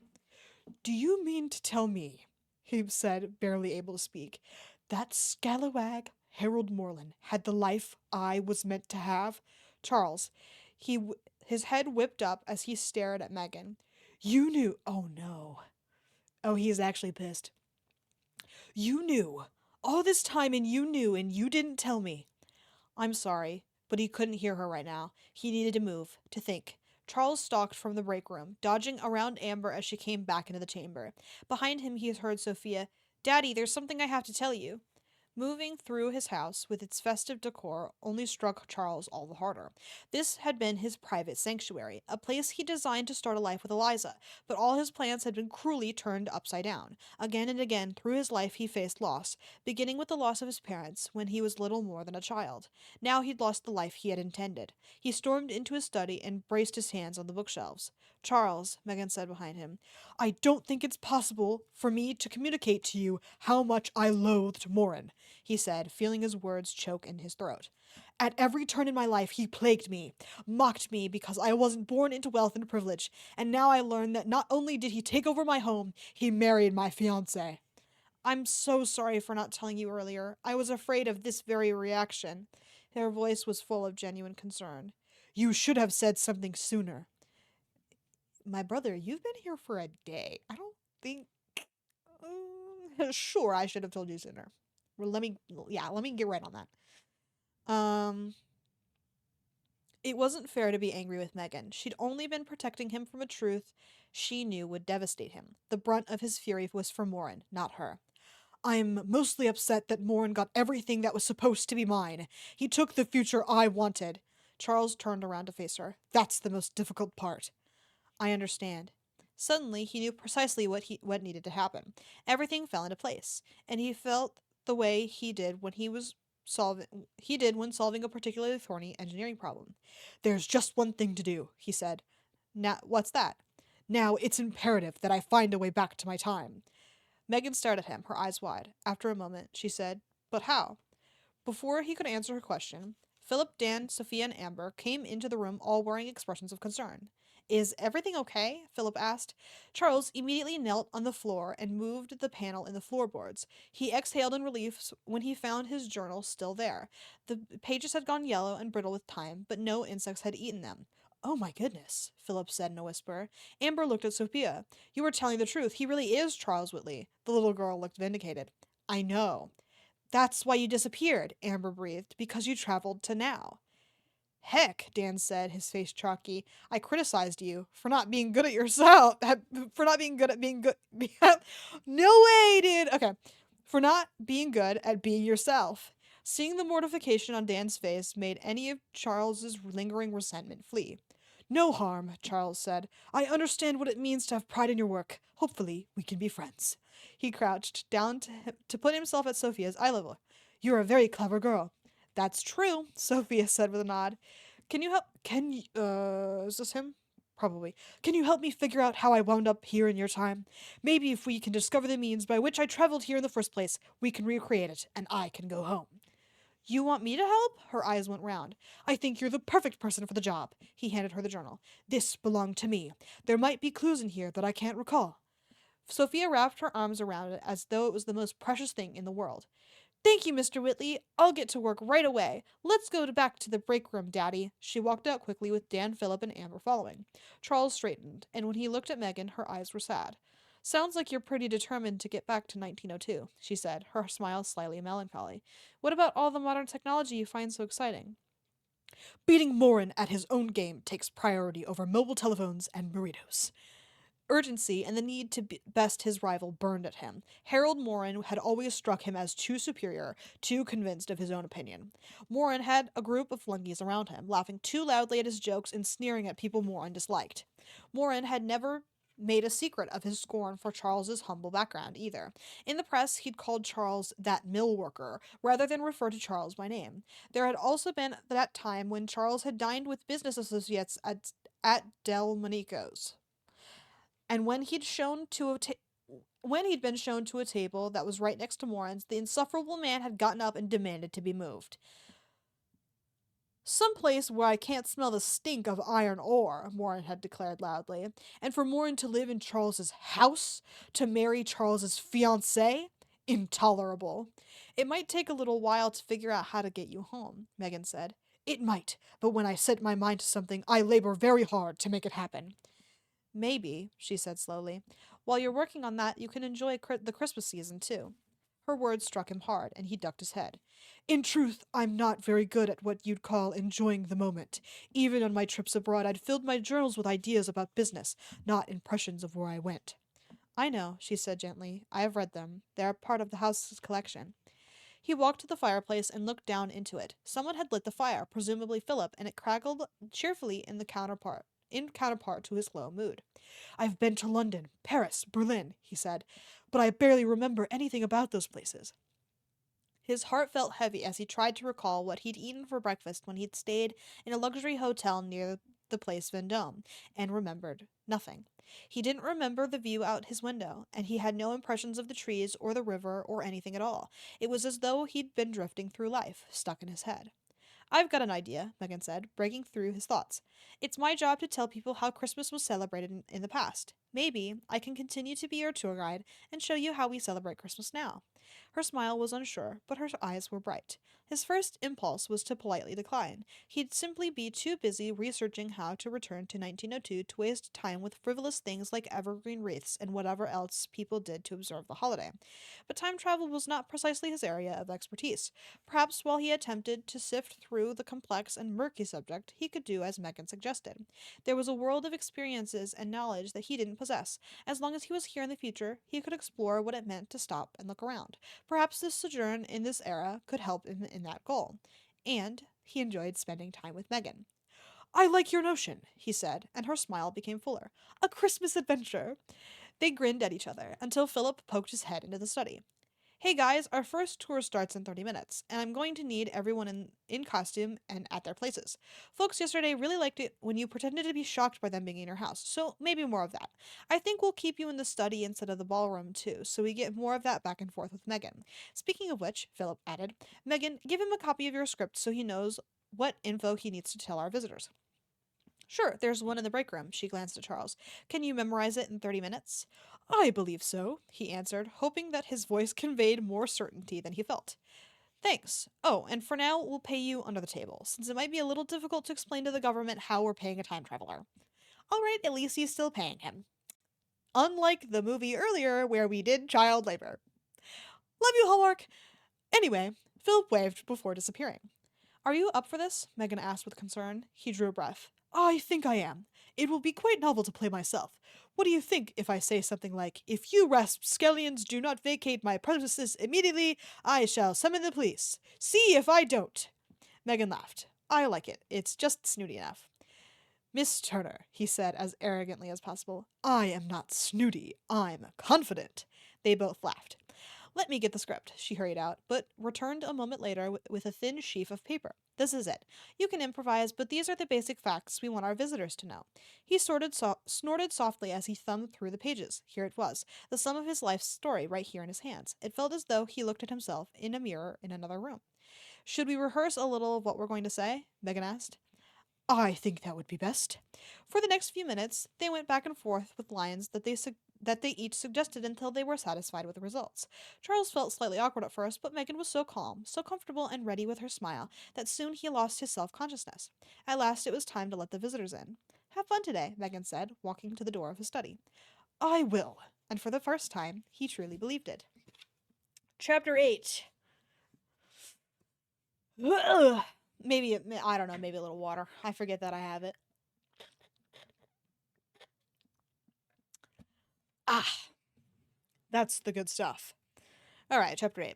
Wearing her rosy costume, Megan escorted visitors into Charles's study. She smoothed her hands down her apron, trying to calm her nerves. This was Charles's first official appearance as Charles Whitley.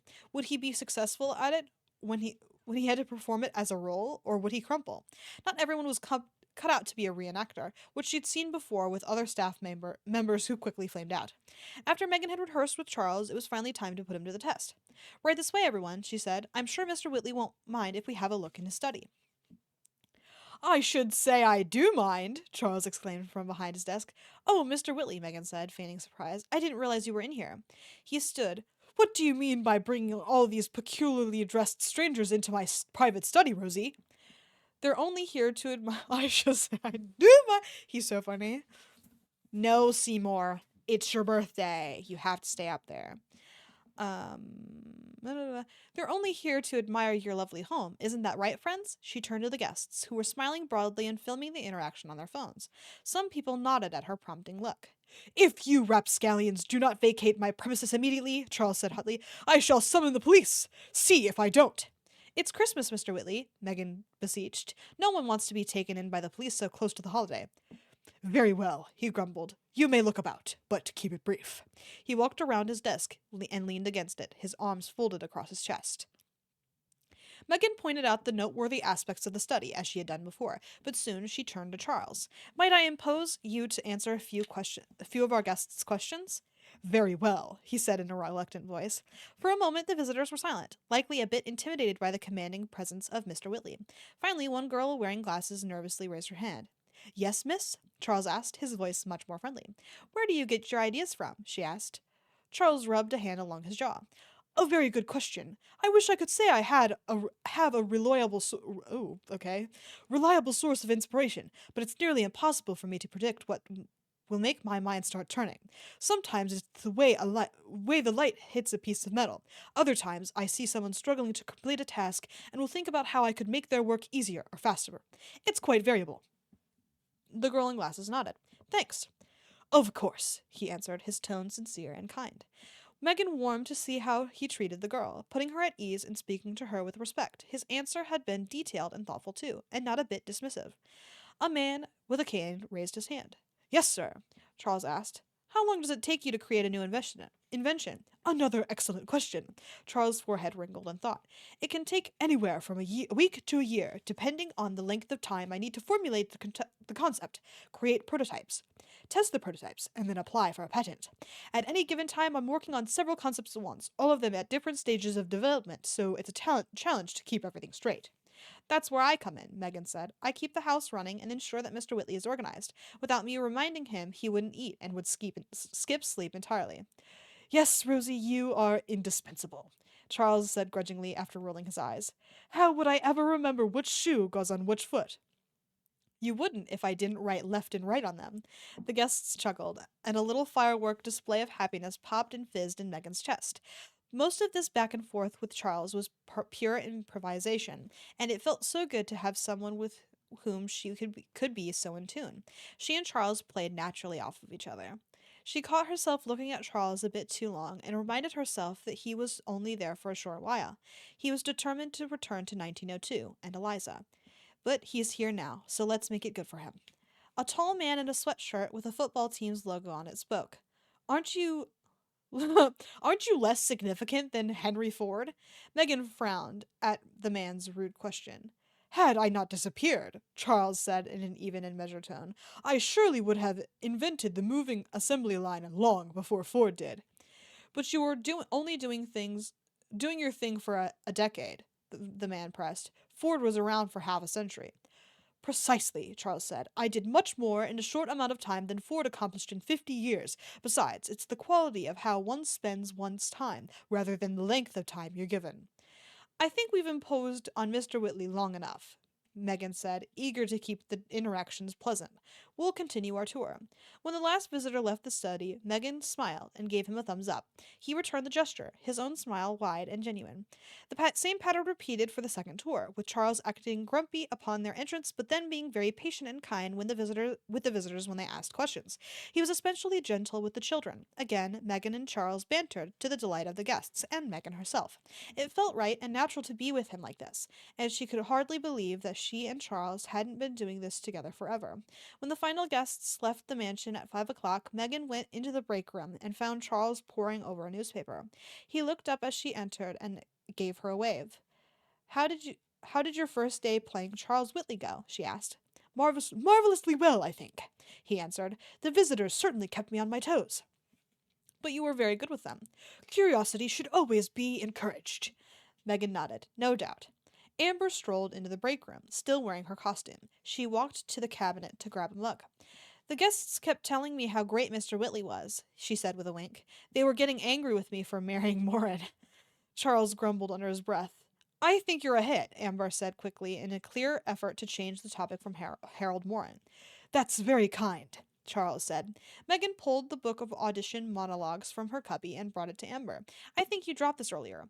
A blush spread across Amber's cheeks as she quickly took the book. Thanks, Thanks. Setting down the mug, she hurried to her own cubby and stuffed the book back in her bag. Are you planning on auditioning for anything? Megan asked. Well, Amber fidgeted with the lace on her cuff. There's an original play going up on Broadway this season. The playwright won a Tony a couple of years ago. Everyone in the New York's acting scene wants a part. People are supposed to send in their audition videos by December 23rd. How exciting, Charles said. Are you going to do it? Amber's eyes flicked downwards. Not sure. Why not? Megan wondered. It's just. Amber shrugged. It's a really big deal, and maybe I'm not good enough. I just do regional theater, not big Broadway productions. The best of the best are trying out for roles. Amber, Megan said, setting her hand on her friend's arm. I've seen you act. Ever since we were in the middle school production of Alice in Wonderland, you stole the show as the Queen of Hearts. You should go for it. Maybe. I don't know. Amber glanced away again. I have to go. The show starts in a little bit, and I need to grab a quick dinner before my call time. Before Megan could press the issue any further, Amber took her bag and walked quickly from the room. Megan exhaled. I really want this for Amber, but it's tough to get her to see how much she deserves it. If she's ambitious, Charles said, then she needs to take the risk. A wave of nervousness came over Megan. He'd come from humble origins, and he'd toiled hard to elevate himself. But how would he feel about the bag of second-hand clothes she'd gotten for him? He kept insisting on paying her back for his groceries and phone, but maybe borrowed clothing would be too much for him to accept. Charles had definitely had pride and wasn't the sort of person who'd easily accepted a handout. I, have something for you. Oh? She went to the cubby that served as her locker and retrieved a large shopping bag, then walked the bag over to him.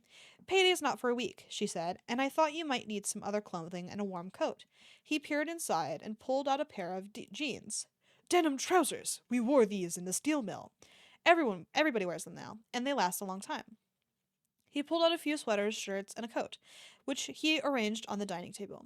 They were in an array of handsome, deep colors that would suit Charles perfectly.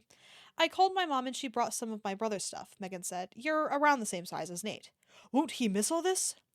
Nathan? He's a clothes horse, and every time he comes for a visit, he leaves his stuff behind. So I thought. She shrugged and looked at him uncertainly. I hope you don't mind. Charles made a small, thoughtful sound. When I made my first $1,000, I commissioned a wardrobe from Manhattan's finest tailors and haberdashers. I never thought I'd be in a place in my life where I'd rely on cast-off garments again. It's just a loan, she said, except for the socks and underwear. That's all new. You'll give the rest back when you have enough to buy your own clothes. Oh, of course I will, he said at once. He held up a navy sweater to his shoulders. This should suit me well enough. Thank you. Sure. And maybe you could wear your warmest stuff for our outing tonight. What is tonight? The town tree lighting ceremony. Before you say no, she said hastily, seeing he was about to do just that. Remember what we talked about earlier? How you might be able to use this time to experience life more? Well, now's your chance. He still looked doubtful. I don't know. Come on, she said. She playfully tugged on his sleeve. It's just a few minutes, and if you hate it, I'll take you right back home again. Don't forget, I'm your Christmas guide. I promise you'll have fun. She wasn't certain why it was so important to her that Charles finally experienced the magic of the season, but the thought of him returning to 1902, seeing how wonderful Christmas could be, made her heart heavy. His life had been one of work and ambition, but hardly any feeling. She wanted to give him a bit of Christmas cheer. All right, he said after a moment. But before we go, sorry. It's him talking. But before we go, I need to spend some time researching my disappearance. I feel certain that there must be a clue in there as to what caused me to travel through time. If I know that, then perhaps I'll be able to reproduce the conditions and return home. He scowled. The very idea that Morin took over my life makes my blood boil. I must prevent his appropriation of my home and my fiancée from happening. Right, of course. Disappointment flattened her eagerness, but naturally Charles would want to go back to his own time and back to Eliza. Maybe I could help. Are you certain? It might be rather dull work. She laughed. I'm an academic, remember? Dull work is exciting to me. A corner of his mouth turned up. Excellent. Shall we...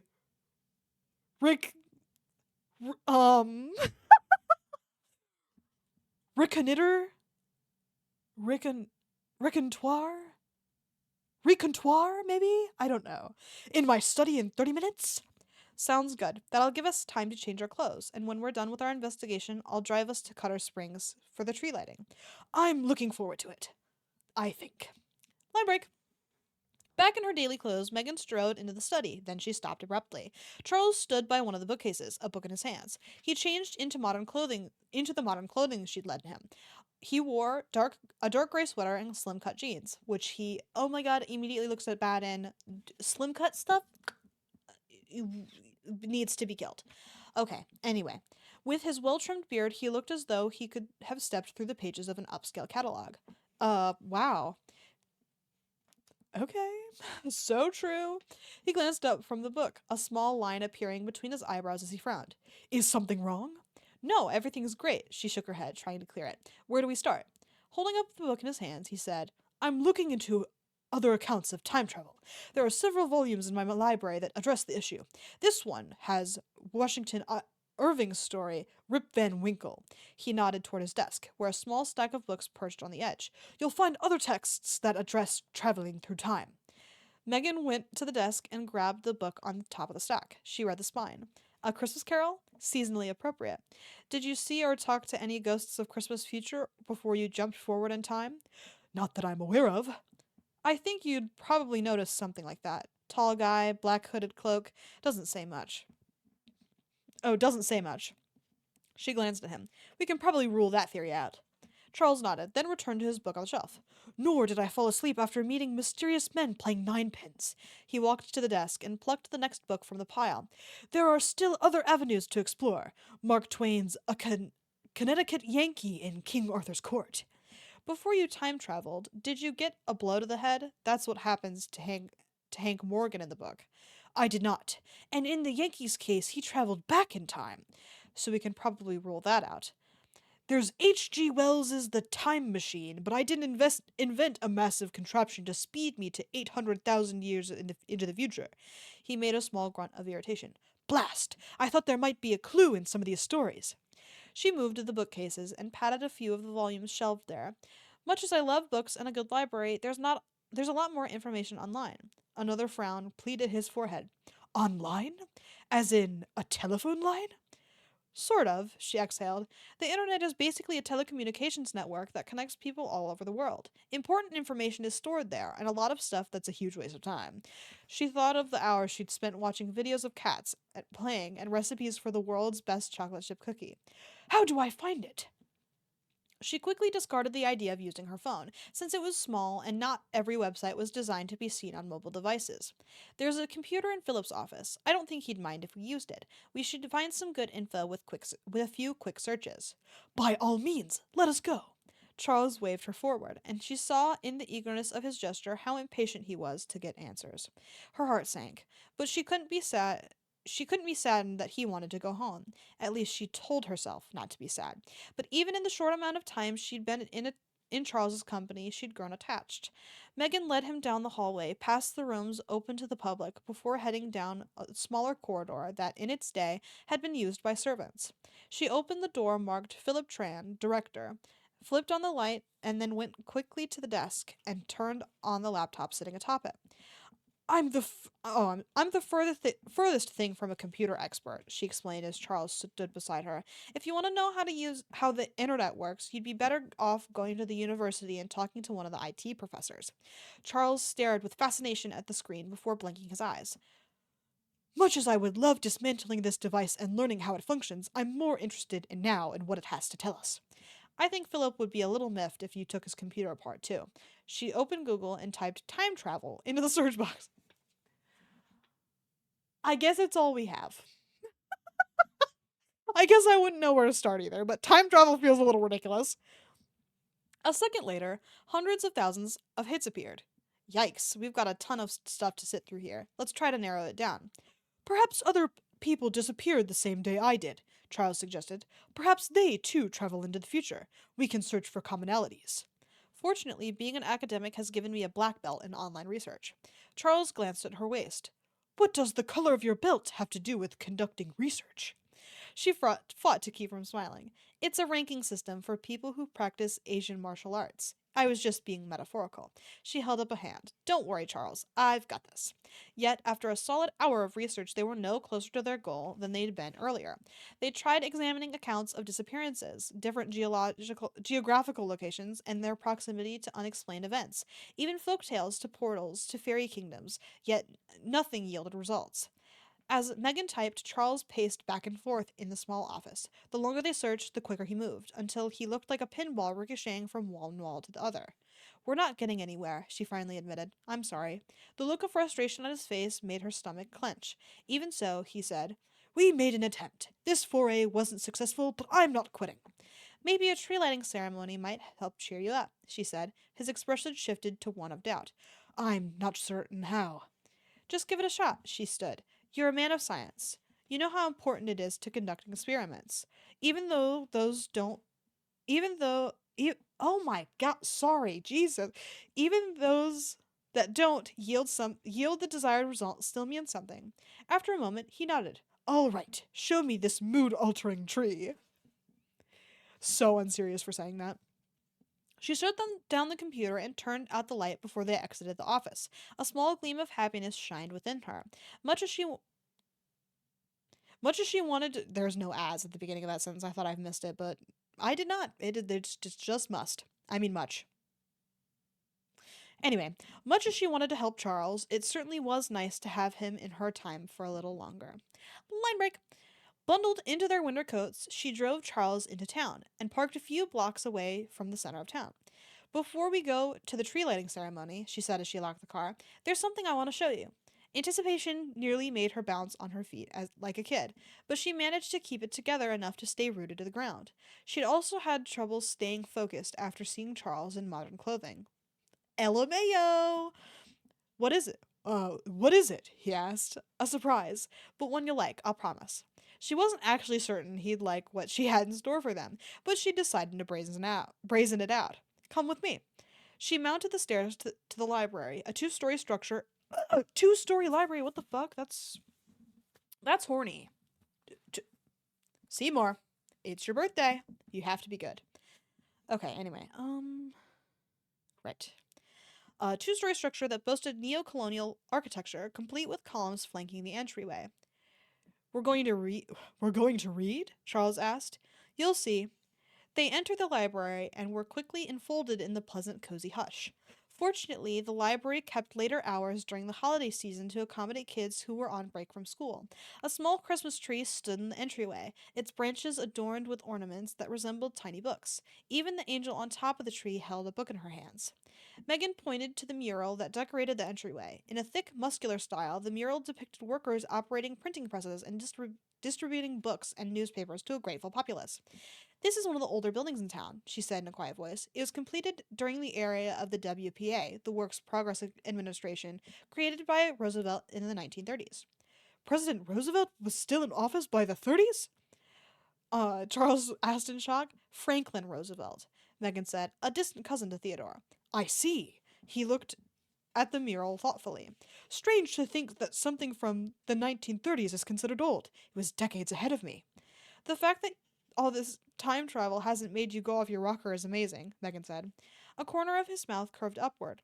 Outside I appear calm, but inside I am a fairground carousel, turning in circles. He looked back at the mural. Is this what you intended to show me? Nope, follow me. They walked past the tall bookshelves that housed Cuttered Spring's book collection of books. This had been one of Megan's favorite places as a kid. Heck, it still was one of her favorite places. She'd spent many wonderful hours poring through the American history books, learning new details about how people lived in times past. She'd also plowed through the library's romance novels. She could never resist a happily ever after. She's so fucking real for that. People worked on computers, and others read at tables or in comfy chairs. A few recognized Megan as she moved past and gave her friendly waves. The children's section had much lower shelves, tables, and chairs, plus playmats spread on the floor so kids could sprawl out as they read. Posters of celebrities encouraging children to read were hung around the kids section. Megan and Charles approached the checkout desk, and Mr. Hernandez, the librarian, removed his bifocals and smiled in greeting. On the counter was a tiny evergreen tree, decorated just like its big brother on the entryway. Hi, Mr. Hernandez, Megan said in a friendly but quiet voice. Hello, Megan. The librarian glanced at Charles, and Megan quickly made introductions, though she made sure not to give Charles's last name since that might make for a peculiar conversation. The two men shook hands. Are you here for the latest releases? Mr. Hernandez asked. We just got a new batch of historical romances that I think you'll love. Not tonight, she said. I was wondering if we could go on up. Mr. Hernandez gave her a secretive smile. Going to show your friend, Megan put her finger to her lips. It's a surprise. Of course. Head on upstairs. Here's the key. He plucked a key attached to a book-shaped piece of brass and handed it to Megan. Have fun. Thank you. Very nice meeting you, Charles said before he and Megan moved on. She open the door that led to the staircase. Ready to climb? Lead on. At the top of the stairs was the floor of the library that contained the periodicals and media collection. There were fewer people up here, and those that were didn't look up as she and Charles passed. She went toward a door with a roof access sign. Almost there, she whispered to Charles as she unlocked the door, revealing a very narrow set of metal stairs. Their feet clanged on the steps as they went up higher, and at the top she unlocked another door before pushing it open. It revealed a tar paper covered expanse, lightly coated with snow, as well as a low railing that ran the perimeter of the roof. Here we are. She walked out onto the roof with her arms open. Charles emerged to stand beside her. They both looked around, taking in the roof line of Cutter Springs and the lines that shined up from the street. The stars appeared a little dimmer in town than back at the mansion, but they still twinkled overhead. Faintly, sounds of traffic below could be heard, and a few voices as pedestrians passed. There's the movie theater, Megan said, pointing to the neon marquee.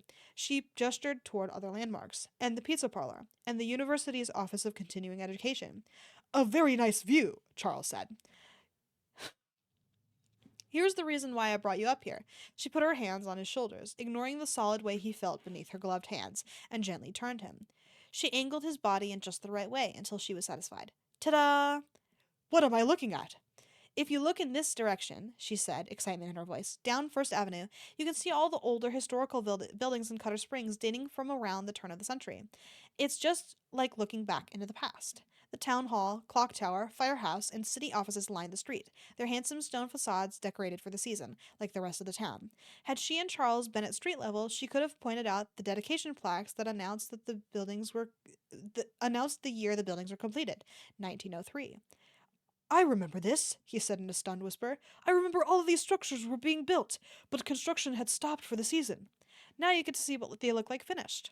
He walked slowly to the railing and looked out at the scene, an expression of amazement on his face. This is quite extraordinary. It's almost as if I was back once more. If you listen closely, she said, coming up to stand beside him, you can hear the clip-clop of horse hooves and the sputtering of motor cars' engines. A slow smile spread across his face. I can almost hear it. They stood together for several moments, taking in the scene. It was peaceful and restful, and it wasn't difficult to imagine that she and Charles had truly had traveled back in time to a simpler era. How did you find out about this place? He asked.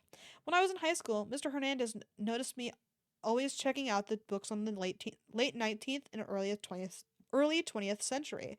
So he said I should come up here, and and showed me where to stand in just the right spot. She breathed out into the cool air. I used to come here a lot when I was being a moody teen and wanted some space. With a start, she'd realized she'd never brought anyone up here before. She hadn't wanted to share this piece of the past with anyone, not even Brandon. The Vantage had been her private getaway, until now.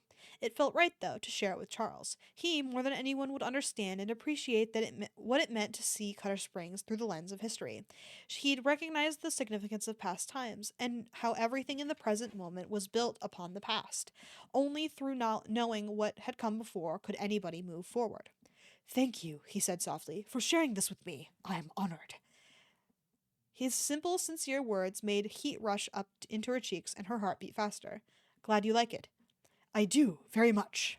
She fought the urge to take his hand, although everything in her yelled that she should. Instead, she stuffed her hands into her pockets and stood beside him, feeling comfortable and happy, and pleased that he understood what all this meant to her.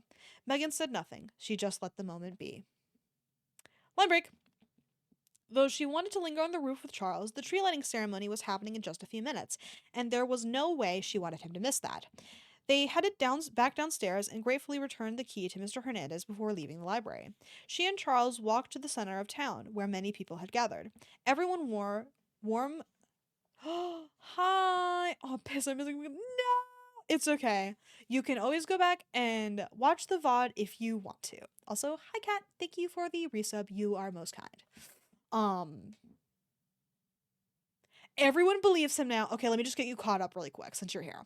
Um, Everyone believes him now that he is from the past because he opened up the part in the floor where he hid his journal really really early in the book. Everyone saw him do that. Megan believed him a little bit quicker, but all of the other coworkers believe him now, so everyone's trying to help him um get back to the past. But Megan is like, "Oh no, I'm kind of sad that he has to go back to the past because he's hot and I have a crush on him or whatever." Whatever classic girl shit she's doing. And then um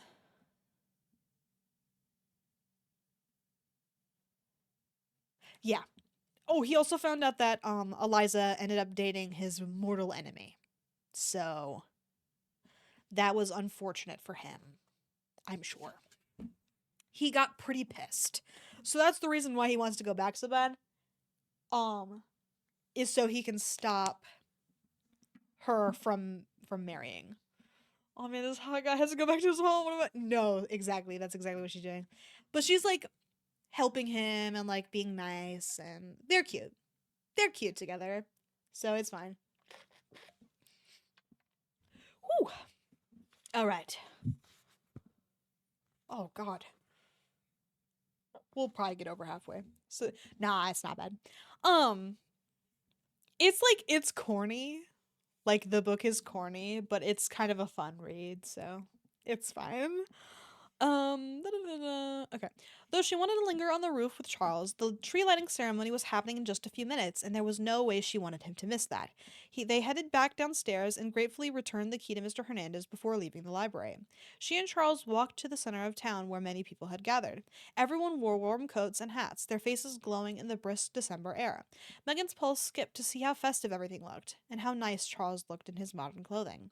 Tree itself stood in a small park in the very middle of town. The eastern white pine was almost 20 feet tall. It was a huge planter. It was in a huge planter, preserving the roots until it would be planted in a nearby forest after the new year. "We didn't have this ceremony in my time," Charles said as he and Megan approached the park. "Has this town always used live trees?" "Not always. The idea of planting the town's Christmas tree started back in the hippie 60s. "Hippie? Does that involve baby hippopotami?" Corny is fun. I love corny. I'm not immune. Um, Sometimes I'm immune. Currently I'm not. I'm so in the Christmas spirit. I'm reading the Christmas book. It is romantic. I am not immune. And unfortunately this book is like what the most enjoyable Hallmark movie I've ever watched was based on. So, probably should have read something shittier. But this is safe. Like there's not going to be sex in this. Probably. Cuz it's like, you know, a Hallmark movie book. They don't have sex in Hallmark land, so we won't have to read that. Which I would be fine with, but it feels weird to do it on stream. You know what I mean? Like, ah. Oh, yeah, you've got to get those done soon. It's Christmas time. It's Christmas time right now. Ah, I love Christmas. Um,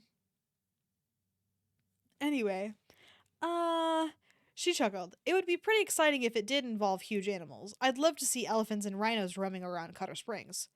Giraffes acting as traffic signals, and if anybody acts up, Police Officer Lion will roar at them." They laughed together as they entered the park where the ceremony was set to take place. Though Megan had been to quite a few tree lighting ceremonies, she never lost her sense of excitement as the hour approached. It was even better to share it with Charles. Much of the town had come out for the event, and a quartet sang carols with some local teens while some local teens operated a cocoa stand, raising funds to upgrade the high school's disability access.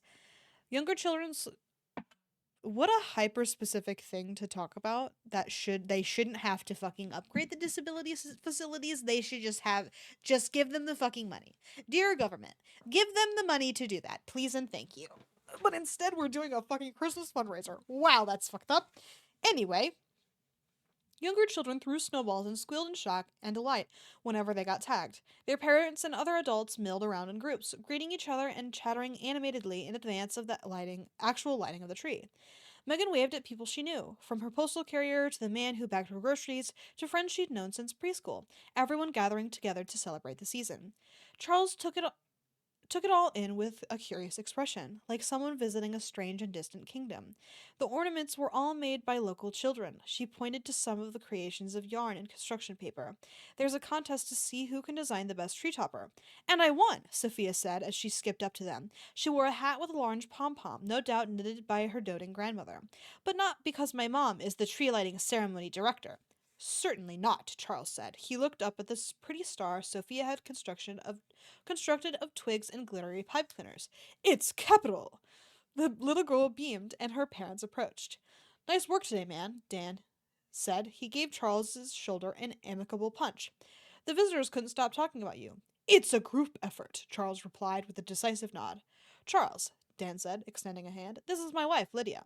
Charmed. Oh, I'm sorry. Charmed, Charles said, with a gentlemanly bow. Megan fought to keep from sighing. There was something so gallant about Charles's manners that spoke directly to her inner romantic. And unfortunately, I'm not immune. Okay, anyway. I've heard so much about you, Lydia said. Her lovely brown skin was rosy from the cold, and her natural hair puffed from beneath her hat. She and Megan hugged. So, this is your doing? Charles asked as he gazed at the tree. I had some help from volunteers, Lydia said, including a few from my own family. She tapped a finger on the giggling Sophia's nose. But yes, I'm the mad woman responsible for all this. Megan tensed. Hopefully Charles wouldn't say anything too cutting or dismissive about holiday decorations being silly. It's truly marvelous, Charles said, his voice sounding sincere. Megan silently exhaled while Lydia smiled shyly. We take our Christmas pretty seriously around here, Dan said, and wrapped an arm around Lydia's shoulders. Just then, a couple approached and began talking to Lydia and Dan, thanking both of them for their contributions to the town's festivities. Mr. Whitley, Sophia said, once her parents were distracted. Once her parents were distracted. I've been looking and can't find anything yet to help you. She glanced around. You know what, but I'll keep searching, I promise. The little girl's forehead wrinkled. Clearly, she took her assignment seriously. You have my gratitude, Miss Sophia, Charles said. She nodded solemnly before going to her parents and taking their hands. Let's take pictures of my stars, she said, with the bossiness of a child. Her parents nodded and ambled off, leaving Megan alone with Charles. So, she asked, what do you think? She spread her arms wide to indicate the townspeople in their coats and scarves, the carolers, the steaming cups of hot cocoa. People posed for photos in front of the tree and playfully kissed beneath a sprig of mistletoe that was tied to a lamppost. The energy was lively, abundant with Christmas cheer, but maybe Charles thought it's all rather silly. Those Christmas parties I threw every year for my employees, he said. I told you I never went. I knew the holiday mattered to them, but it didn't matter to me. I thought, I don't like Christmas, and left it at that. That's too bad. Yet I wonder if it actually kept me from getting close with anyone, he said softly, as though the idea was only then occurring to him.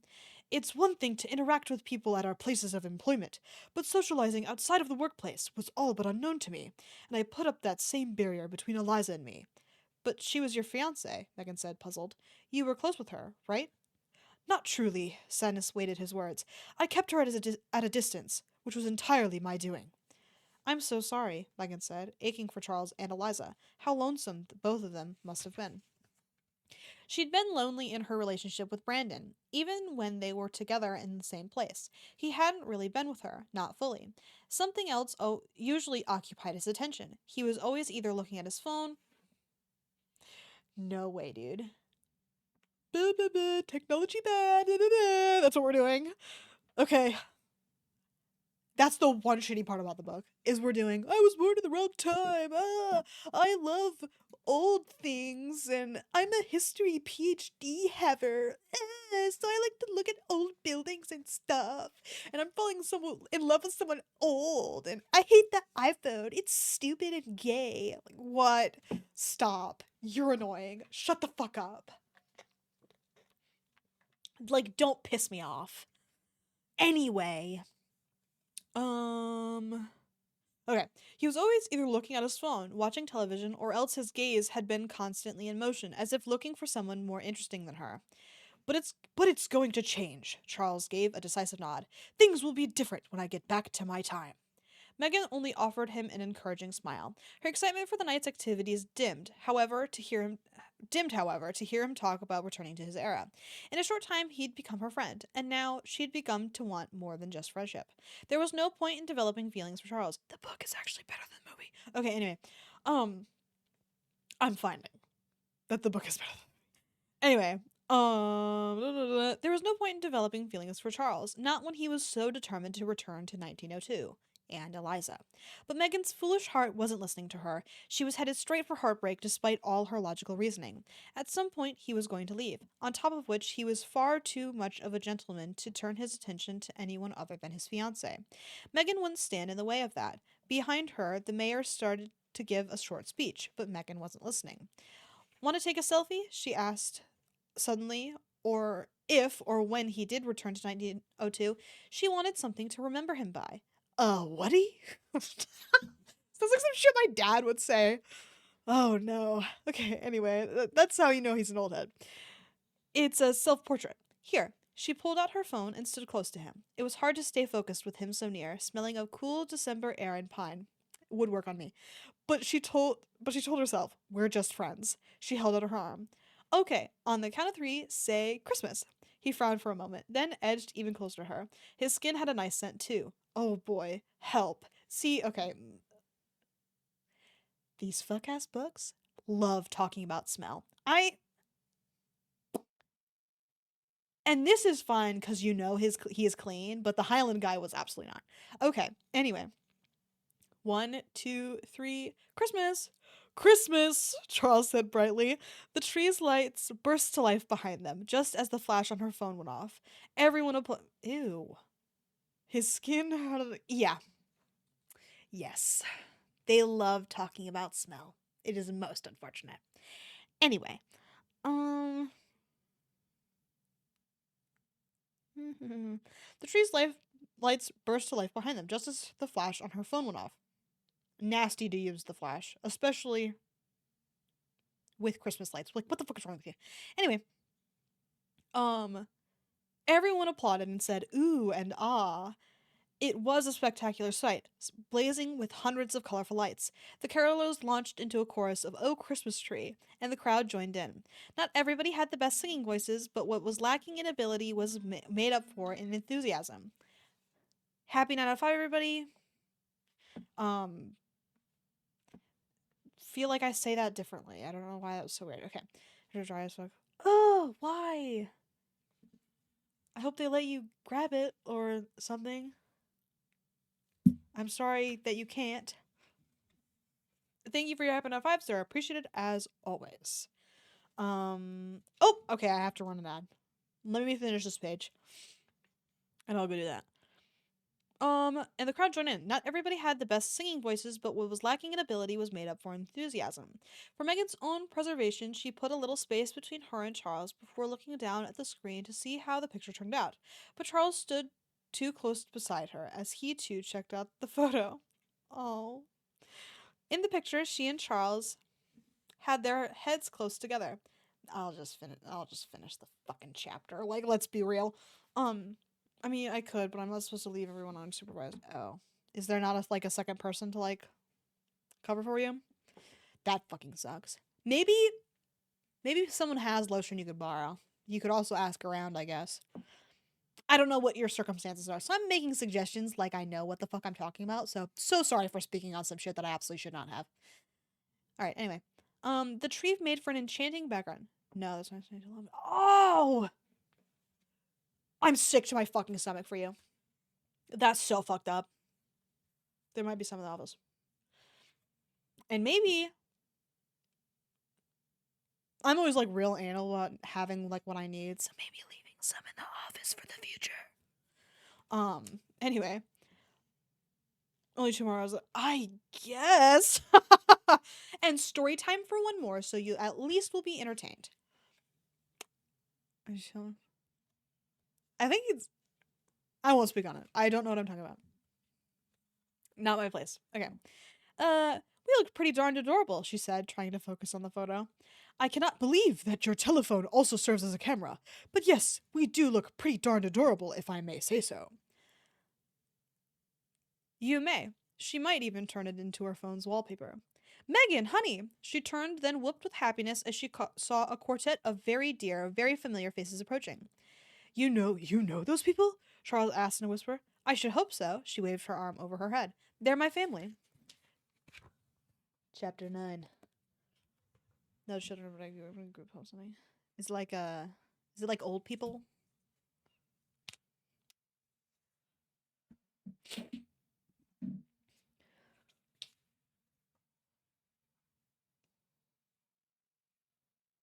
I got tattoo markers because I'm a slur. And I do mean it in the meanest way humanly possible. And they fucking work like nobody's business. I was sitting there scrubbing for a couple. I'm gonna leave her an ad in a minute. Sorry, I haven't forgotten. I'm just annoying. But I scrubbed for a couple minutes and only the white came off. And I think it's because that one was layered the least, because I layered everything else. It's kind of stupid. Like, I got a. In my head, you imagine it a book. Okay, kind of the dream for her, probably. Yeah. Like, I could take. It's also go. I mean, I feel like they're not gonna blame you for, like, running out to your car. It's 2 seconds. It's up to you, really, but like, no one's gonna fucking kill you, especially if you're working on your own. It's just out to your car really quick. Everyone's grown. Like, surely they can fucking handle themselves for 2 fucking seconds, all right? And if they get. Also, everyone says, oh, you're like even worse. Like, you can go run out to your fucking car. Like, it. Oh my god. The building is not going to burn down. No, I get it. 11 o'clock? Ew. That's such a dog shit shift. I'd be complaining about every little thing that happened to me, too. Anyway, I need to run an ad now, so I'm gonna go do that. I will return shortly.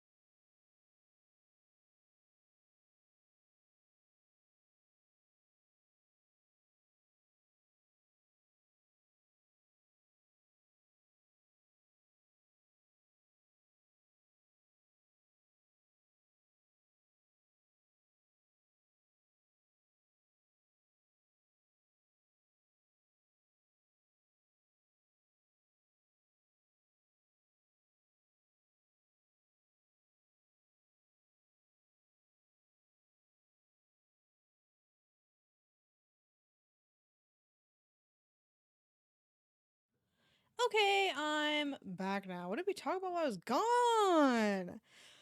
But here's a 7. What? 7 a.m. and you're working until 4? You need to blow up the building. I am being the most serious I could be. Just kidding. This is the just kidding star, so the vets know you're just kidding.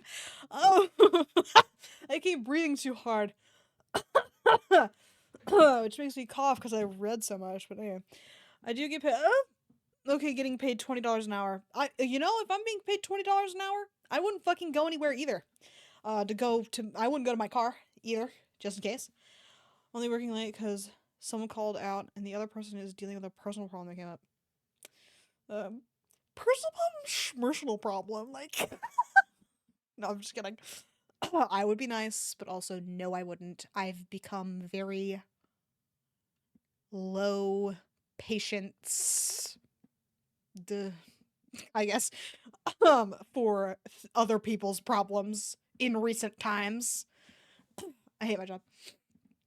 Only till 3 is pretty good. Thank you, it's good to be back. The other day I got called in 3 times in 24 hours, plus my user shift. I got so mad. I made them give me the. Okay, now we're fucking cooking. Trilla, I am on that same wavelength with you there. Like that's good. That's $20 an hour start. No, so true. Yeah, Grace's job is fucking awful and terrible and stupid and dumb and gay. Look-y, I thought wages would be kind of inflated in the U.S. on account. Incorrect. We get paid worse. I get paid $12 an hour. I made $13,000 last year. I don't work full time. I work part time. I'm not allowed to work full time. I can't work any more than 29 hours. I am literally not allowed. I work up to the cusp because they don't want to start giving me benefits. Oh no, we have to pay for your fucking college tuition at the school you fucking work at. You want to know who gets paid tuition? The fucking mascot. That stupid gay bitch. That motherfucker. Not me. The loyal librarian employee. Or the loyal library employee. Loyal. When I catch you, mascot. Exactly. Or whoever made that decision to make them get paid tuition. Fuck you. I hate that shit. Ooh. It's like that. I'll have to take your word for it. Is that good over there or bad? No way, dude. Can't say I'm surprised. It's pretty bad.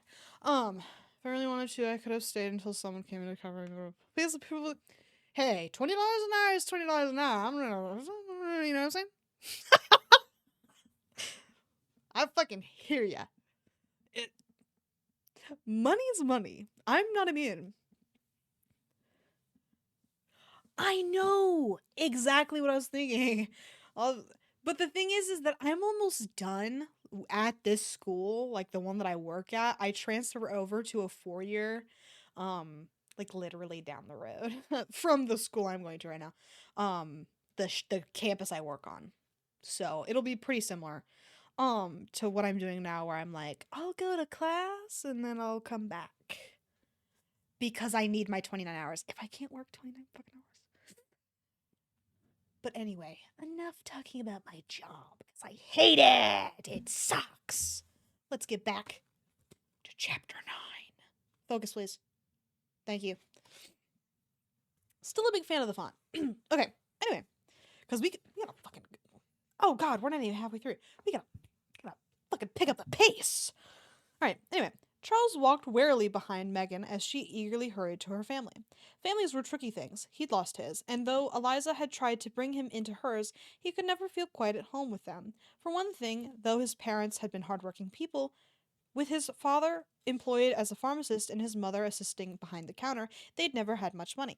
Eliza's parents were part of New York's elite, the 400. They had been kind to Charles, never snobbish, but he couldn't feel comfortable with them. Or perhaps he didn't let himself feel comfortable with them. He often left their dinners early in order to attend to business, and routinely but politely declined their offers to have him stay with them at their summer home in the Hamptons. He had also planned to turn down Eliza's invitation to have him celebrate Christmas with her family.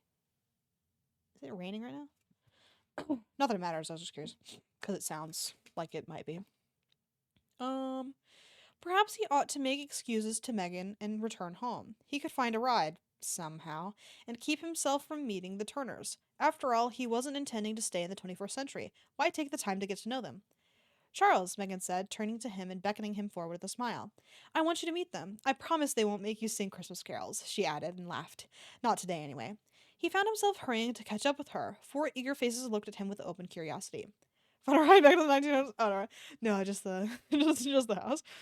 I'm so glad we ran into you, Megan said, beaming at her family. I'm surprised she didn't, go with them or, be like, hey, I'm going, me there, or whatever. It's kind of weird that they, ran into each other. But whatever. It's none of my business. I'm so glad we ran into you, Megan said, beaming at her family. They were all dressed in festive sweaters and thick woolen coats. There's someone I want you guys to meet. Charles, this is my mom, Sharon, and my dad, Greg. She gestured to a handsome woman with dark curly hair that was very like Megan's, and to a man with graying hair and spectacles who trimmed his wheelchair with tinsel garlands. That's kind of fun. I love decorating. Mr. and Mrs. Turner, Charles said, shaking their hands. Please call us Greg and Sharon, Megan's mother said at once.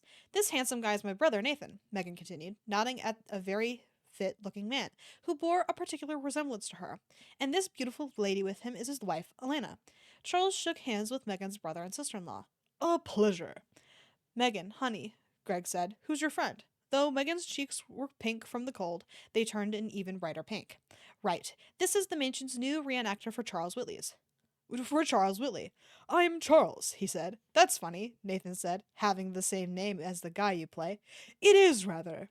For the time he had remaining in this era, Charles had to tread carefully. Having a handful of people know about his time traveling was all right, but if more people knew, they might start asking questions and putting him and Megan in some uncomfortable situations.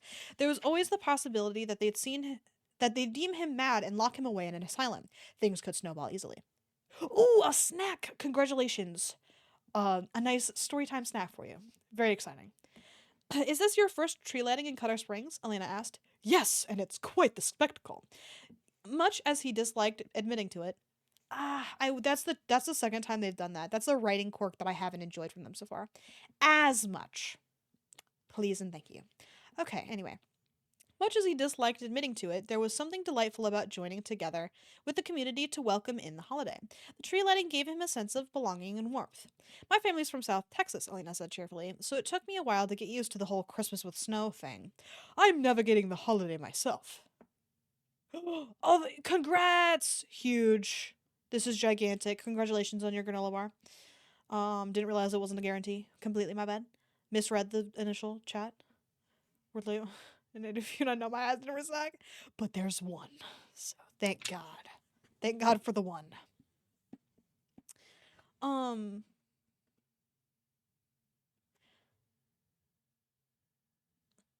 Sorry.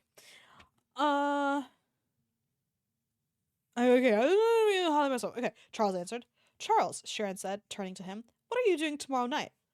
Most likely watching the television, he admitted. Not anymore, Megan's mother said. You're coming to our family's Christmas party. Yeah, Nathan said with enthusiasm. You should come. It's tradition. Oh, well, that's very... He shifted uncomfortably. Run, part of him shouted. Stay, another cried. I could learn more about family traditions. It was safer to go through life without forming bonds with people, avoiding hurt in case they disappeared or were lost. Everyone could be put in neat boxes, no one touching him. He'd never have to face the pain, and he'd never have to face the pain he'd experienced when his parents had died. Stifling a sense of anxiety, he glanced at Megan. She sidled close to him. This is exactly what you need, she whispered, family and the Christmas spirit. I'm not certain it's a good idea. Dan, Lydia, and Sophia are going to be there. You'll be among friends. He exhaled, still uncertain, looking at Megan's sparkling eyes and seeing her encouraging smile, however, something within him nodded. He'd be leaving soon. No need to concern himself with forming attachments. Do you have plans later? No. You do now. Love that for him. I love when people make plans for me. It's like, yeah, because, like, yes, I want to hang out. So just make me hang out, man. That's great. No, Seymour. Unless it's the fucking company potluck, dude. That's dumb. And also, I would be pathetically sitting there by myself. Half the fucking building doesn't even know I fucking work there. I am 100% certain that if I went to the fucking company potluck, the building potluck, they'd be like, "Who are you?" You're not allowed to be in here, or something along those lines. And I would have to fucking kill myself on the spot. So, jot that down. Anyway, I skipped. It was on Thursday. A day I should not have had to fucking be there. It was so fucking snowy outside. It wasn't even goddamn funny. But anyway, sorry, I'll stop bitching about work. It's my favorite activity. Fuck you, job. I hate it so goddamn much. Someone give me a new one. I want to apply to the Michigan Lighthouse job so bad. Applications open tomorrow. Wish me luck. I'm not gonna do that. I'd have to stop going to school, I think. But God, I want to go to the lighthouse so bad. Please. Amazon had a fall family event one time and they let people walk. Oh, thank you for letting us walk out around the warehouse. That's nice. There was something similar at the factory I used to work at where there was like some kind of like United Way like fundraiser or something. So all of the plants had different like tables that they were selling stuff at so you could walk around and get something different for lunch. Our plant was chili.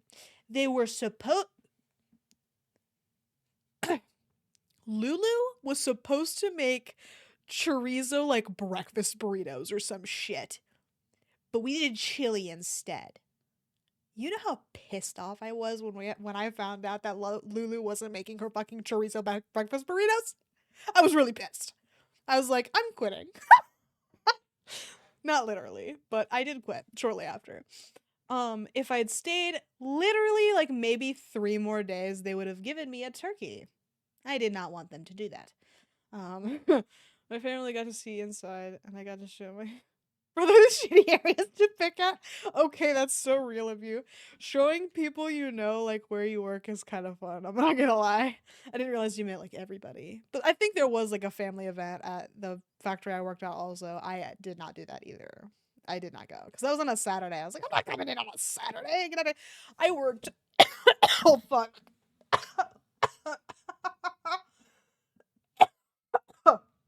Wow, reading has really gotten to me this week. Oh, God. I worked one required weekend, and it was the worst fucking week of my life because it was full 5 days, required weekend. We did not need to be there all weekend. It was required, but Sunday we ran out of stuff to do because we did too much because they required everybody to be there. So we ran out because we were trying to get out like we were trying to sort pieces fast or something. I don't remember like what specifically was going on. Like I think Ford had like a big ass order or some shit, so we were like trying to get all these parts out for Ford. Because it was like a plastic piece factory for cars. Not like car specific. It was like plastic pieces. I could not tell you what parts of the car we were pressing. Um, they completely unrecognizable to me. But we worked all through the weekend, did too much, ran out of stuff to do on Sunday. Monday was pretty miserable, and then I had to fucking work another week, and so I didn't get a break. And it was an 8 to 4 shift. It was fucking, oh my God, hell on earth. I almost blew my brains out. I came home crying on Thursday. The second Thursday, because it was so, oh my God, it was awful. Okay, one of the new shift workers thought I was also new once and spent 20 minutes bitching about management to me. Everything he said was true. I didn't tell him I was one of the managers. That's so funny. Comrade. One time my manager said he was getting the shift pizza, did not say he was only getting 2 pizzas, so there wasn't enough for all of us. What the fuck? When we ran out of work, they had us go and clean the building. Didn't have to do shit. I think we did start cleaning the building a little bit. I started like scrubbing fans and stuff, I think, which is really stupid. But then I got lucky one time and the power went out, so I got to leave early that day. It really sucked because it was basically worthless. Like I got to leave early. It was a beautiful fall day, and I sat around and wasted my time. I'm really good at that. I like I had plenty of time today to work on people's Christmas presents. I did not fucking do that. I should have, considering I have oh my god, so little time to do that. Um I th- I need to pick. I'm gonna pick one person to get a gift this year. It might be my grandma. It might be my grandma. Um, I'm thinking about just being like, fuck you, grandpa and father. You guys are too hard to get gifts for. I'm simply not even going to bother. Which is a little bit mean, but maybe if men were easier to buy for, I wouldn't be having this problem. And no, I'm not going to get a fucking gift card, so if anybody suggests a gift card, go ahead and kill yourself, because I'm not getting a fucking gift card. But I might for my grandpa, because he's kind of annoying. My dad, I won't get a gift card for. My grandpa, he's kind of a dick, so he can have a gift card. My father cannot. My father's also kind of a dick, but less than my grandpa. My grandpa's also racist, so he gets a gift card. Oh, I'm just kidding. Will drinking too much cough syrup kill me? I try to Google it, but it just comes with Lena, please. No, I don't. If you drink, okay, not that I should be like suggesting this to you or anything, because it's lean abuse apparently. But drinking a whole bottle of cough syrup's not gonna fucking kill you. If it does, you're gonna have to drink probably quite a few. I assume it's probably because like the painkillers in it or whatever, like the ibuprofen and stuff. I don't know what the other stuff does, but like notoriously, a bottle of ibuprofen, you're gonna have to take the whole bottle. Like 250 pills of ibuprofen is what kills you. So I assume cough syrup is probably in a similar vein where if it does kill you, you're gonna have to drink a hell of a lot. I don't know how much cough syrup in that amount would help you feel better. So take that with the greatest salt. Oh, forgot one day they called me over and we're like, hey, so we ran out of work. We're gonna have you just clean the lower bins for a whole 10 hours. Shit rocked. 250 bottles. Check. Is that what you decided to interpret from what I said, or is that what you Googled? That's a lot of bottles, by the way. Did I say 250? I feel like I notoriously say 250 when it comes to drug abuse. That's the number I like to use, so I am not liable for anything I say. I am no doctor. And if I was, it would be in something stupid. Okay. Okay. Thank you. Yeah, do whatever you want. Hope you feel better. Whatever you decide to do, I hope it helps. Also, the whole Amazon system went down in the morning, so none of us had to do oh, let's go. Okay, that's true. And it also tastes like dog shit, so I don't even know why you'd want to drink that much anyway. Like, I don't, like, the people who make lean, they might be cooking, because then I assume it would taste less shitty. Less. Not good. Throughout that day for months, so true. One of the greatest things to ever happen to me, you know, this, okay, what flavor? Is it Dayquil? Dayquil isn't terrible. NyQuil, I think, also isn't terrible. You know, I could be fucking lying to you. I haven't. I pop the pills. I get Dayquil, NyQuil pills. I don't get cough syrup anymore. I took Mucinex recently, um, for the first time. Oh my god, it was so fucking bad. I would never, ever, ever, ever in my life on purpose drink a whole bottle of that. I know Mucinex is a little different than cough syrup, but oh my god. Cavonia. I won't Google that. I feel like it's unnecessary, but I'm curious. Admittedly. Okay. What color? Licorice. Okay. I don't think I've ever had like real actual licorice. Like I feel like Twizzlers aren't real licorice. Pretty sure. I know nothing largely. Um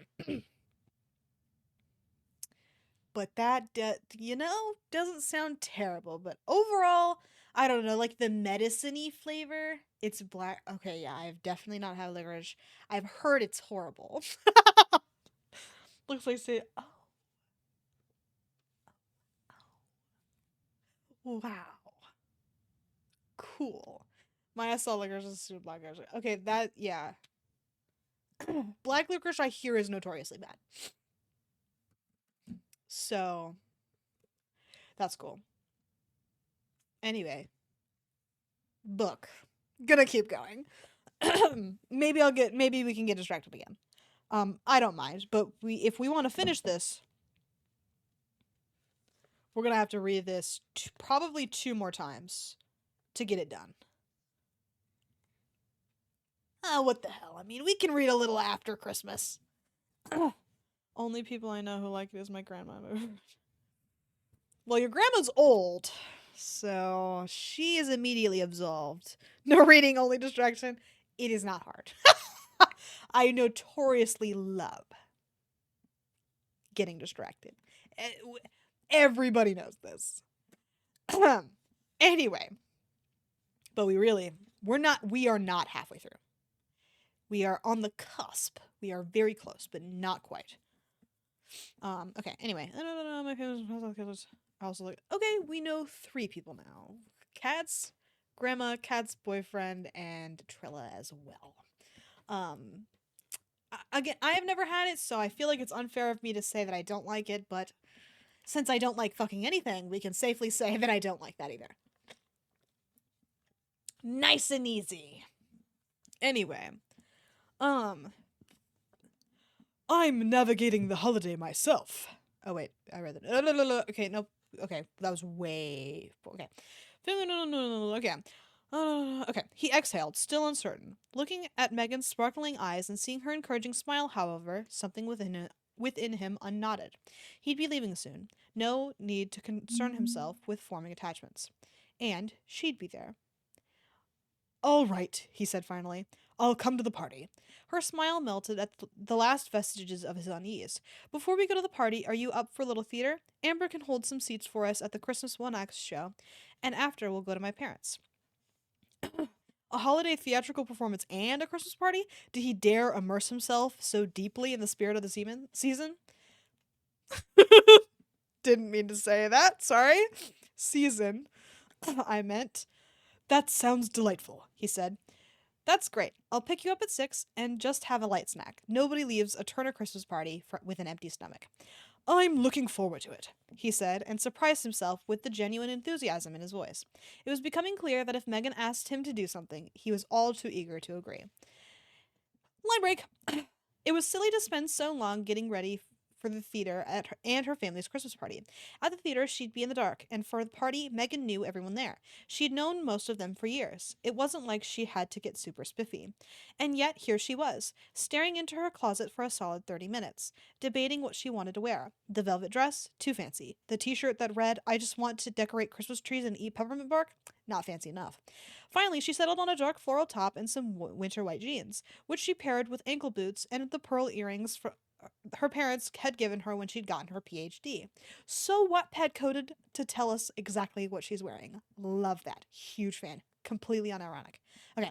Megan eyed her laptop, reflected behind her in the mirror. She really ought to email Professor Coyle and ask her about her letter of recommendation. The teaching job wasn't going to just show up at her door, but every time she sat down and opened a blank email page, she gave up and surfed interesting American history websites instead. Ugh, she said aloud. Either do it or don't, but stop torturing yourself. Yet she didn't go to her computer, and she didn't put it from her mind. It stuck there like a lump of unmelted cocoa in the bottom of her mug. At least At least thinking about the letter of recommendation briefly took her mind off of fretting about her appearance tonight. She spent extra time doing her makeup, though making sure it didn't look too heavy or not heavy enough. The last time she'd taken so much care with her cosmetics, she'd been prepping for prom. Why am I doing this? It had nothing to do with Charles being her friend date tonight. Nothing at all. Keep telling yourself that. After the hurtful breakup with Brandon, she wasn't eager to get back in the dating world, though the internet opened up a world of possibilities for meeting people with similar interests.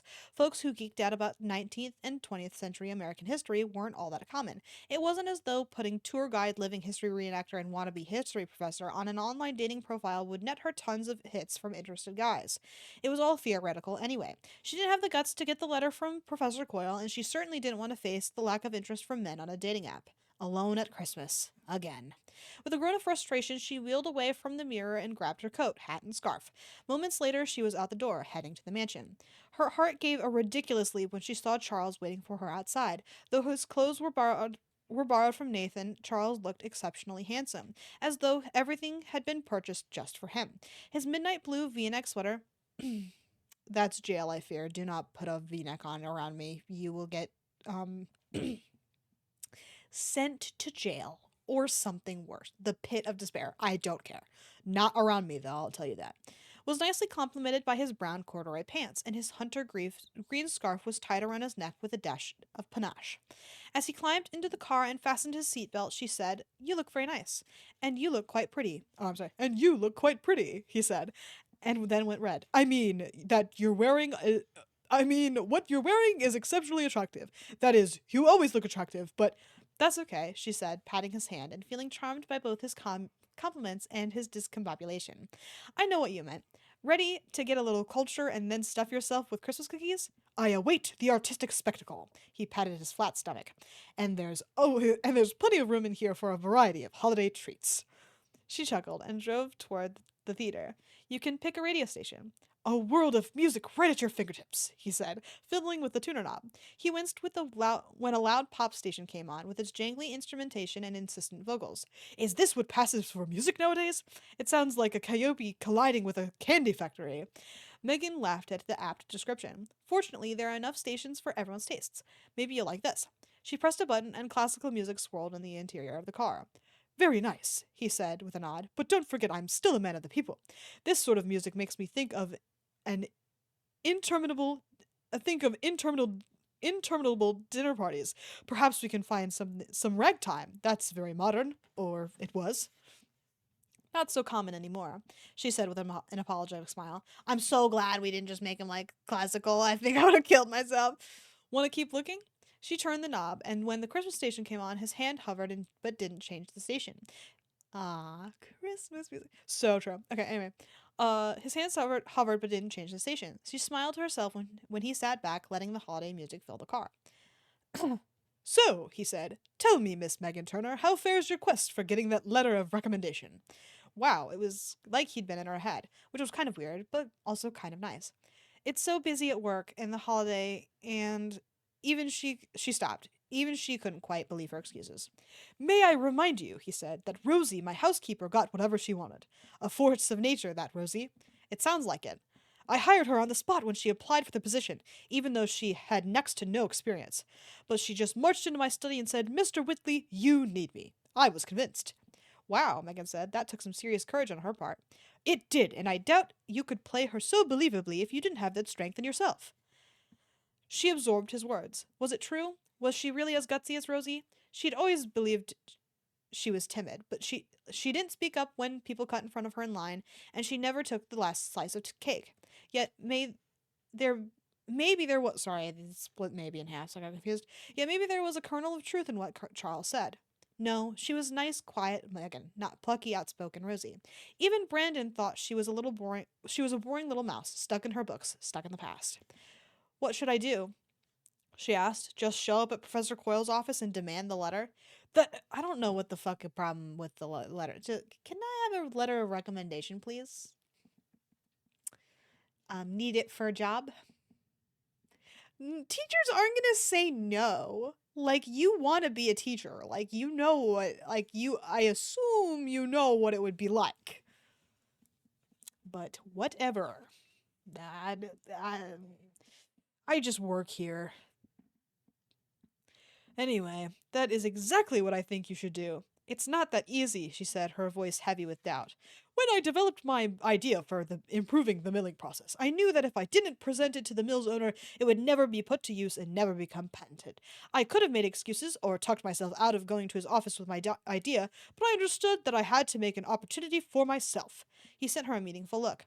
No one is going to give you a teaching position. You have to go out and get what you want, and I know you're capable, so take the chance. Megan chewed this over as they finished the rest of the drive in silence.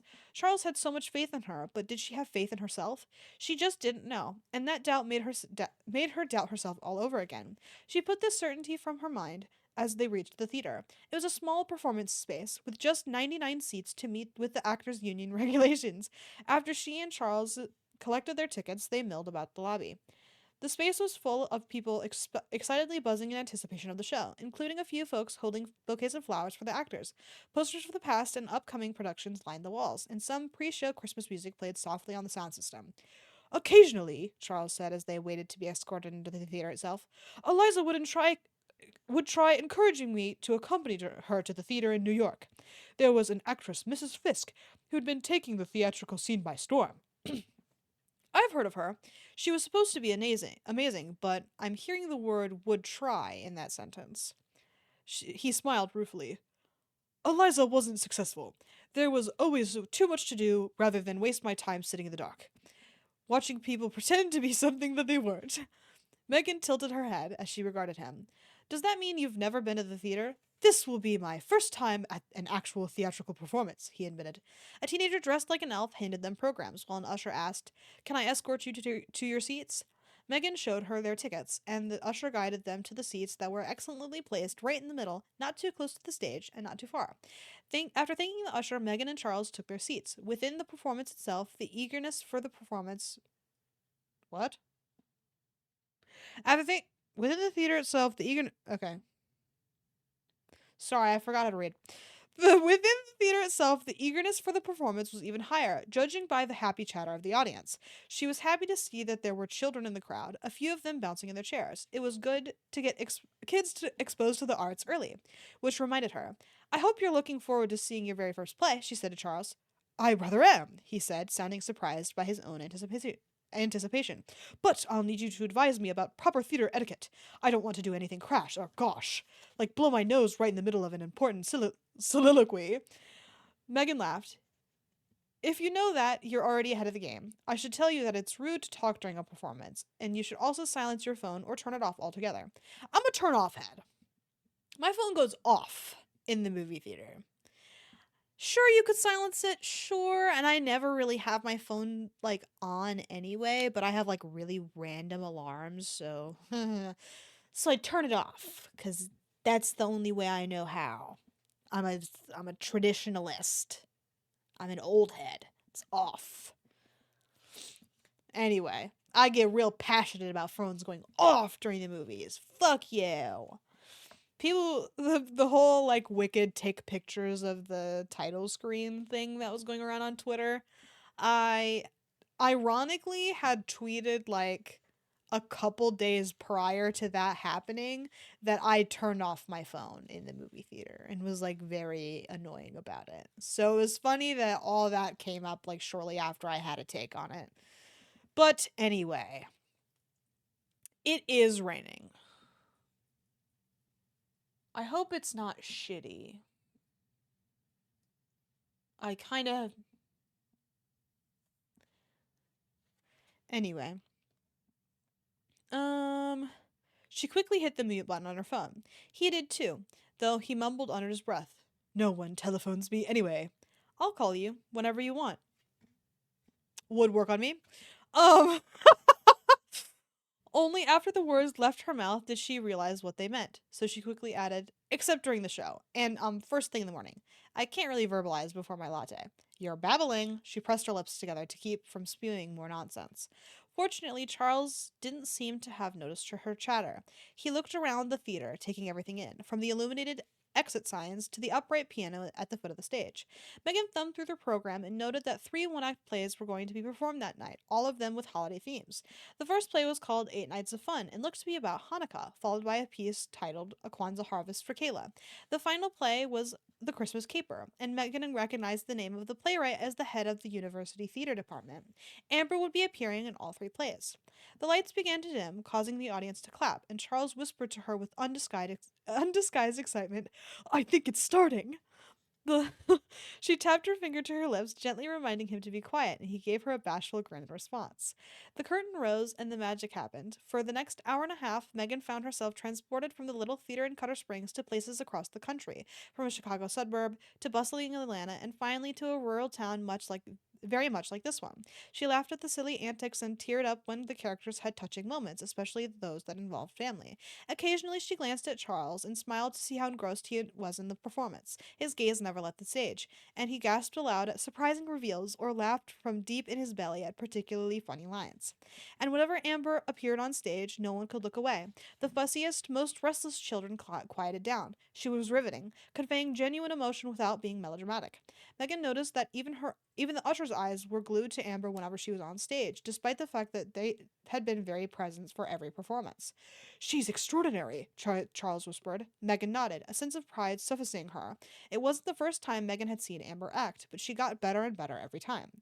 When the curtain fell on the final play, the audience surged to its feet, applauding loudly. The cast emerged to take their group bows. There was no mistaking the joy in Amber's beaming face. Clearly, she loved acting, and it was easy to get swept up in her enthusiasm for her craft. The cast eventually left the stage, and the audience filed out. "Let's wait in the lobby for Amber," Megan said, as they walked toward the rear of the theater. Charles nodded in agreement. "Such a performance ought to be commended." It wasn't long before the cast emerged, dressed in their everyday clothing. Friends and family surrounded the actors, accompanied by many hugs and photos. When Amber appeared wearing a shy smile, Megan immediately came forward and hugged her tightly. "Oh my goodness," Megan exclaimed. "That was amazing." "Was it really okay?" Amber looked back and forth between Megan and Charles. "Let there be no doubt that your performance was sublime," Charles said. "Had I known that the theater could be so extraordinary, I would have intended long ago. Yet I am certain I would not have been half so captivated were it not for the depth you brought to your roles." Pink tinted Amber's cheeks. "You guys." "Amber," Megan said, taking hold of her friend's hand, "you have to audition for that Broadway play. Before you say no," she added hurriedly, just when it looked like Amber was going to protest. "Just think about this. More people should be seeing your work and your talent. It's something that needs to be shared with the world." "I agree," Charles said. Megan burned with the need to have everyone recognize how incredible Amber was as an actor. She'd been completely truthful in telling Amber that the world needed to see her talent. Her potential was on the verge of being fully realized. All she needed was to take the next step. "I'm just not sure," Amber twisted her hands together. "It's one thing to audition for shows around here, but putting myself out there for a Broadway production, that's a really big deal. I mean, I haven't done any theater in Manhattan." "It is a big deal," Megan said, "and that's exactly why you should go for it. I'll even help you put an audition video together. Just think about it." She gave Amber another hug. Are you going to come to my parents' Christmas party?" "I'm going to my aunt's to watch Scrooged. It's kind of a tradition." Amber smiled at Megan and Charles, her eyes brimming with emotion. "Thanks for coming. It means a lot." "The honor was entirely ours," Charles bowed. "Speaking of the party," Megan said, consulting her watch, "we'd better go. See you tomorrow at work." Amber waved goodbye just as fellow cast members encircled her to commend her performance. "Ready for a party?" Megan asked Charles as they walked outside. "My first visit to a theater," he said, "and my first Christmas party. A night of firsts." 15 minutes later, Megan and Charles pulled up outside her parents' house. The front was adorned with lights and ornaments, and several tasteful reindeer statues stood in the snow-covered yard. Even the wheelchair ramp was festooned with red and green garlands. She smiled, as she always did whenever she saw her parents' Christmas decorations. "I take it this— so sorry. I take it this is your parents' home," Charles said dryly. "What gave it away?" she said, struggling to keep her face straight. "Other than the fact that it says the Turners on your postbox, they clearly share your love of the holiday. It's the brightest house on the block." His expression turned thoughtful. "Though my parents didn't have much, they always made certain I had an orange and a new toy in my Christmas stocking." He exhaled. "I'd forgotten about that. Until now." "Hey," she said with sympathy, "if spending time with someone else's family makes you uncomfortable, we can go. It's really all right." He smiled, though it looked a little strained. "Your family was kind enough to extend an invitation to me, so I won't be a churl and refuse." Churl? What an old-fashioned word. It means, I know what it means. She grinned at him. Brandon used to tease her for using what he called old-timey words, but she didn't have to worry about that with Charles. I just like hearing you say it. But seriously, my folks will completely understand if you're not up for this. They won't think you're being churlish. I've set my mind to truly experiencing Christmas, he said, slapping his palms on his thighs. And once I set my mind to something, I do it. Her heart warmed at his determination. Hard not to admire someone who deliberately picked a difficult path because they knew it would be a challenge. You could learn something. You could learn something there. Then prepare yourself, she said, unfastening her seatbelt. You're about to experience a Turner family Christmas. Chapter 10. But since it's almost 10 o'clock, I will stop at the chapter mark, because I feel like that would make more sense than not doing that. Yeah, let's read for 7 more minutes and stop in the middle at a really okay, it's gonna take me longer. It's only like, I don't know, like 5 pages, so it didn't feel so bad as it could have been, but anyway. Okay, I can't be asked to be fucking honest with you, so I won't. No fucking way. This is my birth control. This is the day I'm on. This is next week. This is the placebo pills in green here. This means on the week of Christmas, I am on my period. I hate that so fucking much. Whoever decided to do that on accident, but it was my fault. I know! Whatever, it's fine. My bad in the end, if you think about it. But anyway. Thank you for we're done. Thank you for reading A Timeless Christmas with me. What the fuck is the point of that? It it's more of a placebo for I technically don't have to take the last week. It's more so I remember to take them. Cuz if I stop taking them for a week, I'll forget. So it's just like a convenience thing. But you can't take the hormones that week. So that's got to be a placebo. Um and my ass will forget. I'm very good at forgetting. I know what's going on, but super later and then happens 3 times back to back. Oh. I had one that only went through. Oh, no. I need the placebos. I'm going to be really fucking upfront and honest. The placebos would have to occur, otherwise I'd never be consistent with it. I've been pretty good about it. Since I got the non-shitty ones. Cuz the first brand, I guess, of birth control I got changed my taste buds, if everybody recalls that adventure. It was fucking awful and I wanted to kill myself. And then this stuff is fine. There's a different side effect. A manageable one, but different. My default is to just tape out when I see them. Not me. I'm so forgetful. And like, especially since I took like a month off of stream, so I had my birth control on my desk because I'm at my desk at 10 o'clock. Because birth control you have to take it at the same time every day. I don't know why that is. I think it's fucking stupid and gay, but whatever. But since it was at my desk, I accidentally fucked up a couple days because I wasn't at my desk at 10 anymore. So then I put it over by my bed because I started going to bed at like 8 o'clock because I was tired, I guess. I don't know what the fuck was going on. November was an interesting month. So was October. Isn't it an interesting couple months? Uh, but so I moved them to my bedside table, and I moved them back over to my desk, because, that's where I typically am at 10 o'clock now. Well, give or take, apparently, this past week. I don't know what the fuck happened. It was the most awful sickness, because it didn't even really feel like a stomach bug or whatever. It felt like someone was like hammering at my rib cage from the inside, I couldn't sit up without being in immense pain. So Tuesday was really cool because I did end up going to work and I did have class and I really needed to go to class. So it's like, can I leave right now? Like, can I do like my, because I had a critique to do. I was the final critique, so it was the final exam project kind of or whatever. So I had to go to class, do the critique. But the thing about the critique is typically as a progress critique, so you can like be like, oh, what needs to improve before I turn it in on Thursday? Because it was a Tuesday thing, and then the thing is on Thursday. Oh my god, so sorry, Trilla. It's literally hell on earth. I'm so sorry. Maybe have a whole cough syrup. Surely that will help. Um, but I went up to my teacher. I was like, "Hey, can I like, I do not feel well. I just wanted to like get this stuff into you because the last week was rough, snow day.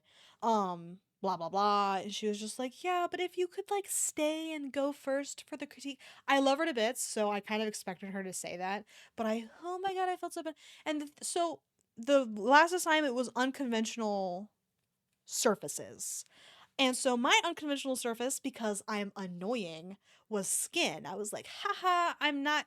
Every motherfucker in my class did wood. I swear to God, everyone did wood. It was fucking annoying. And I take pride in my individuality and how unique I am. Very annoying quality of mine because it's almost detrimental. Like it is to a truly annoying degree. Because like she showed us all of these examples: cups, wood, fabric. Fabric was my gut instinct. I almost did like cookies or something because I've decorated cookies before, so kind of would have been whatever. And then I can eat them later. That is if they were still good by the time they were graded. But no matter. Let's not get into semantics. I treated myself to have a cough syrup and a menthol cigarette to clear my sinuses.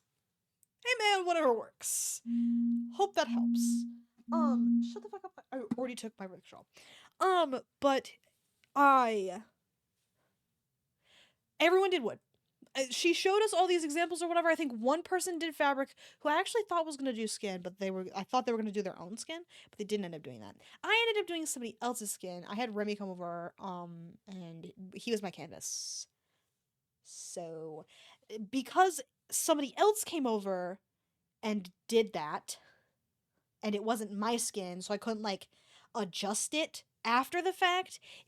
He has work and fucking had to go. So it's like I couldn't like redo any of it.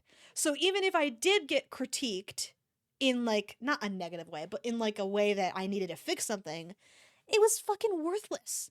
Completely stupid. So I stayed for an extra, to be fair, it was like 5 minutes, because everyone knew there was nothing I could fucking do. So no one said anything. And interestingly enough, despite not getting even a critique from my teacher, which I feel like I should have, since she was the one who wanted me to stay, and I only got a 48 on it, and I didn't get like a grade sheet. Like normally she gives us like a little grade sheet. There's like 4 or 5 things that she grades on. Following instructions, which is like the basic, like, did you actually do what I told you to do? Which some people fucking don't, so sometimes they don't get those points. Um and then like composition, color, shit like that. And so I didn't get a little sheet that said why I didn't get the full 50 on it. I think I should have gotten the full 50 since I didn't get a critique. And she didn't give me a little sheet that said why. So, kind of fucked up. But she gave me 100%, which she never ever fucking does, on my mashup assignment, which was kind of cool. And I've also looped her into helping me with my portfolio to get into the 4-year school that I'm transferring to. So, love her. Very excited to interact with her more because I like her. So, I'm kind of disappointed that I don't have any classes with her this last semester because she's the best teacher I've ever fucking had. So, very sad. I almost asked her to do an independent study on the 3D class that I have, and it turned so I I had to go in Thursday, pick up my assignments, which she had already graded, so it wasn't like there was like an actual class to go to. I was just picking shit up. And so I pick up my stuff. I was like, "Hey, 3D Foundations?" Because it's in a weird building, so I don't know where the classroom is. It doesn't say online yet. So I was like, "Oh, what am I doing? What the fuck is going on?" And it's like, so it's in a museum, but there might be like a different building where the studios are, but I don't know. So I'll have to like see, I guess, or like, I guess I can like go early and like ask the front desk where the fuck that shit's located, but I don't know. I'll see. But I like asked my teacher, I was like, what the fuck? And she was like, actually, the teacher who's teaching that is like right next door, so we'll go ask. So, and she was like, don't even worry about it. She's super nice, basically exactly like me, so you won't have any trouble. And I was like, thank you. Because some teachers are not like her, and some teachers suck. So, I could name a couple.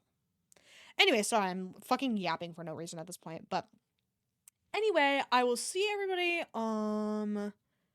tomorrow with the schedule, Monday for whatever the fuck I want. I keep saying I'm gonna do posters and then I fucking cancel. Not my fault, I was sick last week, so maybe I'll do like Christmas presents or something on stream. Not sure.